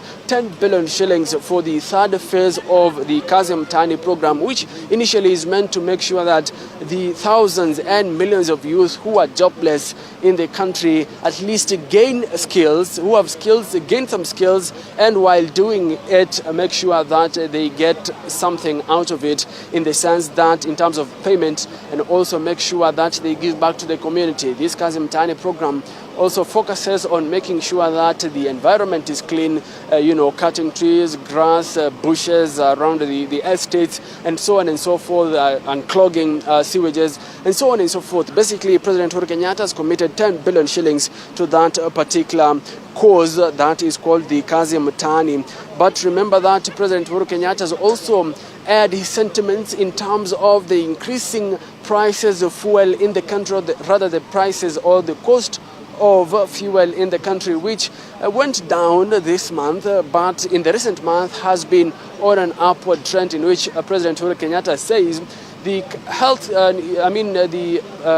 Petroleum Committee, both houses, as well as the Ministry of Energy, should take charge, including other stakeholders, to make sure that the prices of petroleum and other fuels in the country do not hike every other time. Remember that this is as a result of a bill that was passed in Parliament, in which members of Parliament passed that particular bill, of course, after a lot of heated debate, in which that introduced taxes and, of course, fuel levy, what has come to be known as fuel levy, that has made the fuel prices to increase gradually. And remember, due to the COVID-19 pandemic that struck the country early last year, and of course that has taken the Kenyan economy to its knees, the government has barely made enough from its revenues, and so the government was, of course, planning to raise more funds through these taxes and levies,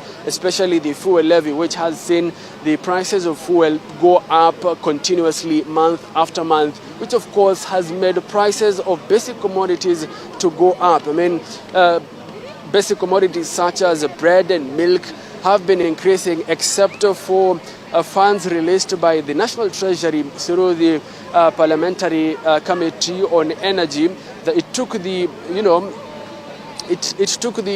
minds of parliamentarians to make sure that Kenyans also are saved from that particular fuel levy, in terms of how it will affect or have a ripple effect on Kenyans in terms of basic commodities. And so the prices of a lot of commodities did not go down, did not go up, they rather remained still. But remember, those taxes that were supposed to be on those particular commodities went to other products. So entirely did not go to, free, did not go scot-free in terms of course, that fuel levy, in terms of reducing taxes to Kenyans. But President Uhuru Kenyatta says the concerned stakeholders should come in and make sure they stabilize the prices of fuel in the country. Remember, another contentious issue that President Uhuru Kenyatta has talked about is the issue of Huduma number.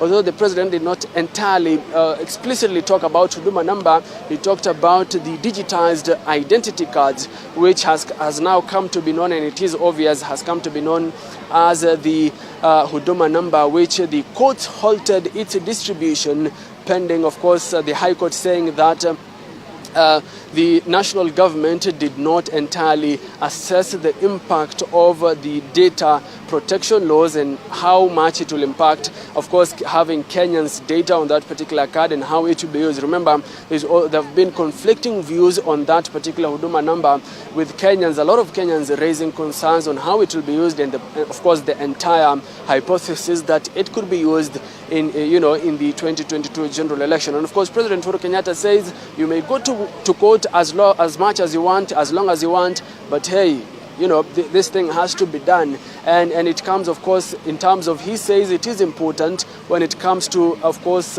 taming terrorism and other crimes in the country. And of course, he says that other issues raised by the courts in terms of data theft will be, of course, handled. But he says the project must continue. That contentious issue, of course, following a judgment by the High Court, which questioned the government's intention and, of course, assessment or other preparations in terms of rolling out the Huduma number cards, which remain uncollected in most of the collection centers across the country. This was entirely a government agenda. Remember, Interior CS Dr. Fred Matiang'i said those who would not take the Huduma number would miss out on important government facilities. So it means that some Kenyans who are unwilling to go for that particular card or the Huduma number got it, but they are never interested. So when these things come out, when the cards come out, they are no longer interested in picking them up. So President Uhuru Kenyatta, as I said earlier, the whole speech was all about a scorecard, the President Uhuru Kenyatta's scorecard in terms of his administration in the past 8 years. And he says that, he has tasked the Ministry of Health as well as the National Treasury to make sure that they establish more level 3 hospitals across the country, with these projects expected to be given to local contractors, of course, to make sure that Kenyans, able Kenyans who are able to do those jobs can get the jobs and of course, make sure that they are accomplished. But remember that in terms of education, let me get back to education, direct education and interior ministries, as well as, of course, in close relation with the National Treasury, procure additional 10,000 classes for the 1 million students set to join the junior secondary school. This is, of course, in efforts to make sure that the government prepares for the CBC, even as 2 cohorts are now in the pre-primary level with 5 other classes. Remember, 5 cohorts, meaning translating to hundreds or thousands of students in the primary level, with President Uhuru Kenyatta set, or rather directing his ministries to make sure that they are ready when these students, or rather pupils and learners, will get into the secondary, of course, junior high school, what has come to be known, and senior high school. Those are just the highlights. I'm sure you'll get more of what President Uhuru Kenyatta said, but the important thing, the breaking news here is that the dusk to dawn curfew has been lifted until further notice, with President Uhuru Kenyatta saying that it is because of Kenyans' good behavior of adhering to the COVID-19 protocols. But he expects, remember, that these measures could be reversed, with the curfew, could be reversed if things do not go well. Remember, COVID-19 is all about new waves, and when new waves come in, they take down a lot of people with them. Thousands have died. And so these are just some of the highlights. As I said earlier on, our team of dedicated reporters, both here in Kirinyaga County as well as in our main studios in Nairobi, are working around the clock to make sure you get the latest from what happened here in Kirinyaga County. This particular stadium, Wang'uru International Stadium, in which President Uhuru Kenyatta addressed the nation. So I'll just take you back to studio as we expect more of this in our subsequent bulletins, that is at 7 p.m. as well as 9 p.m.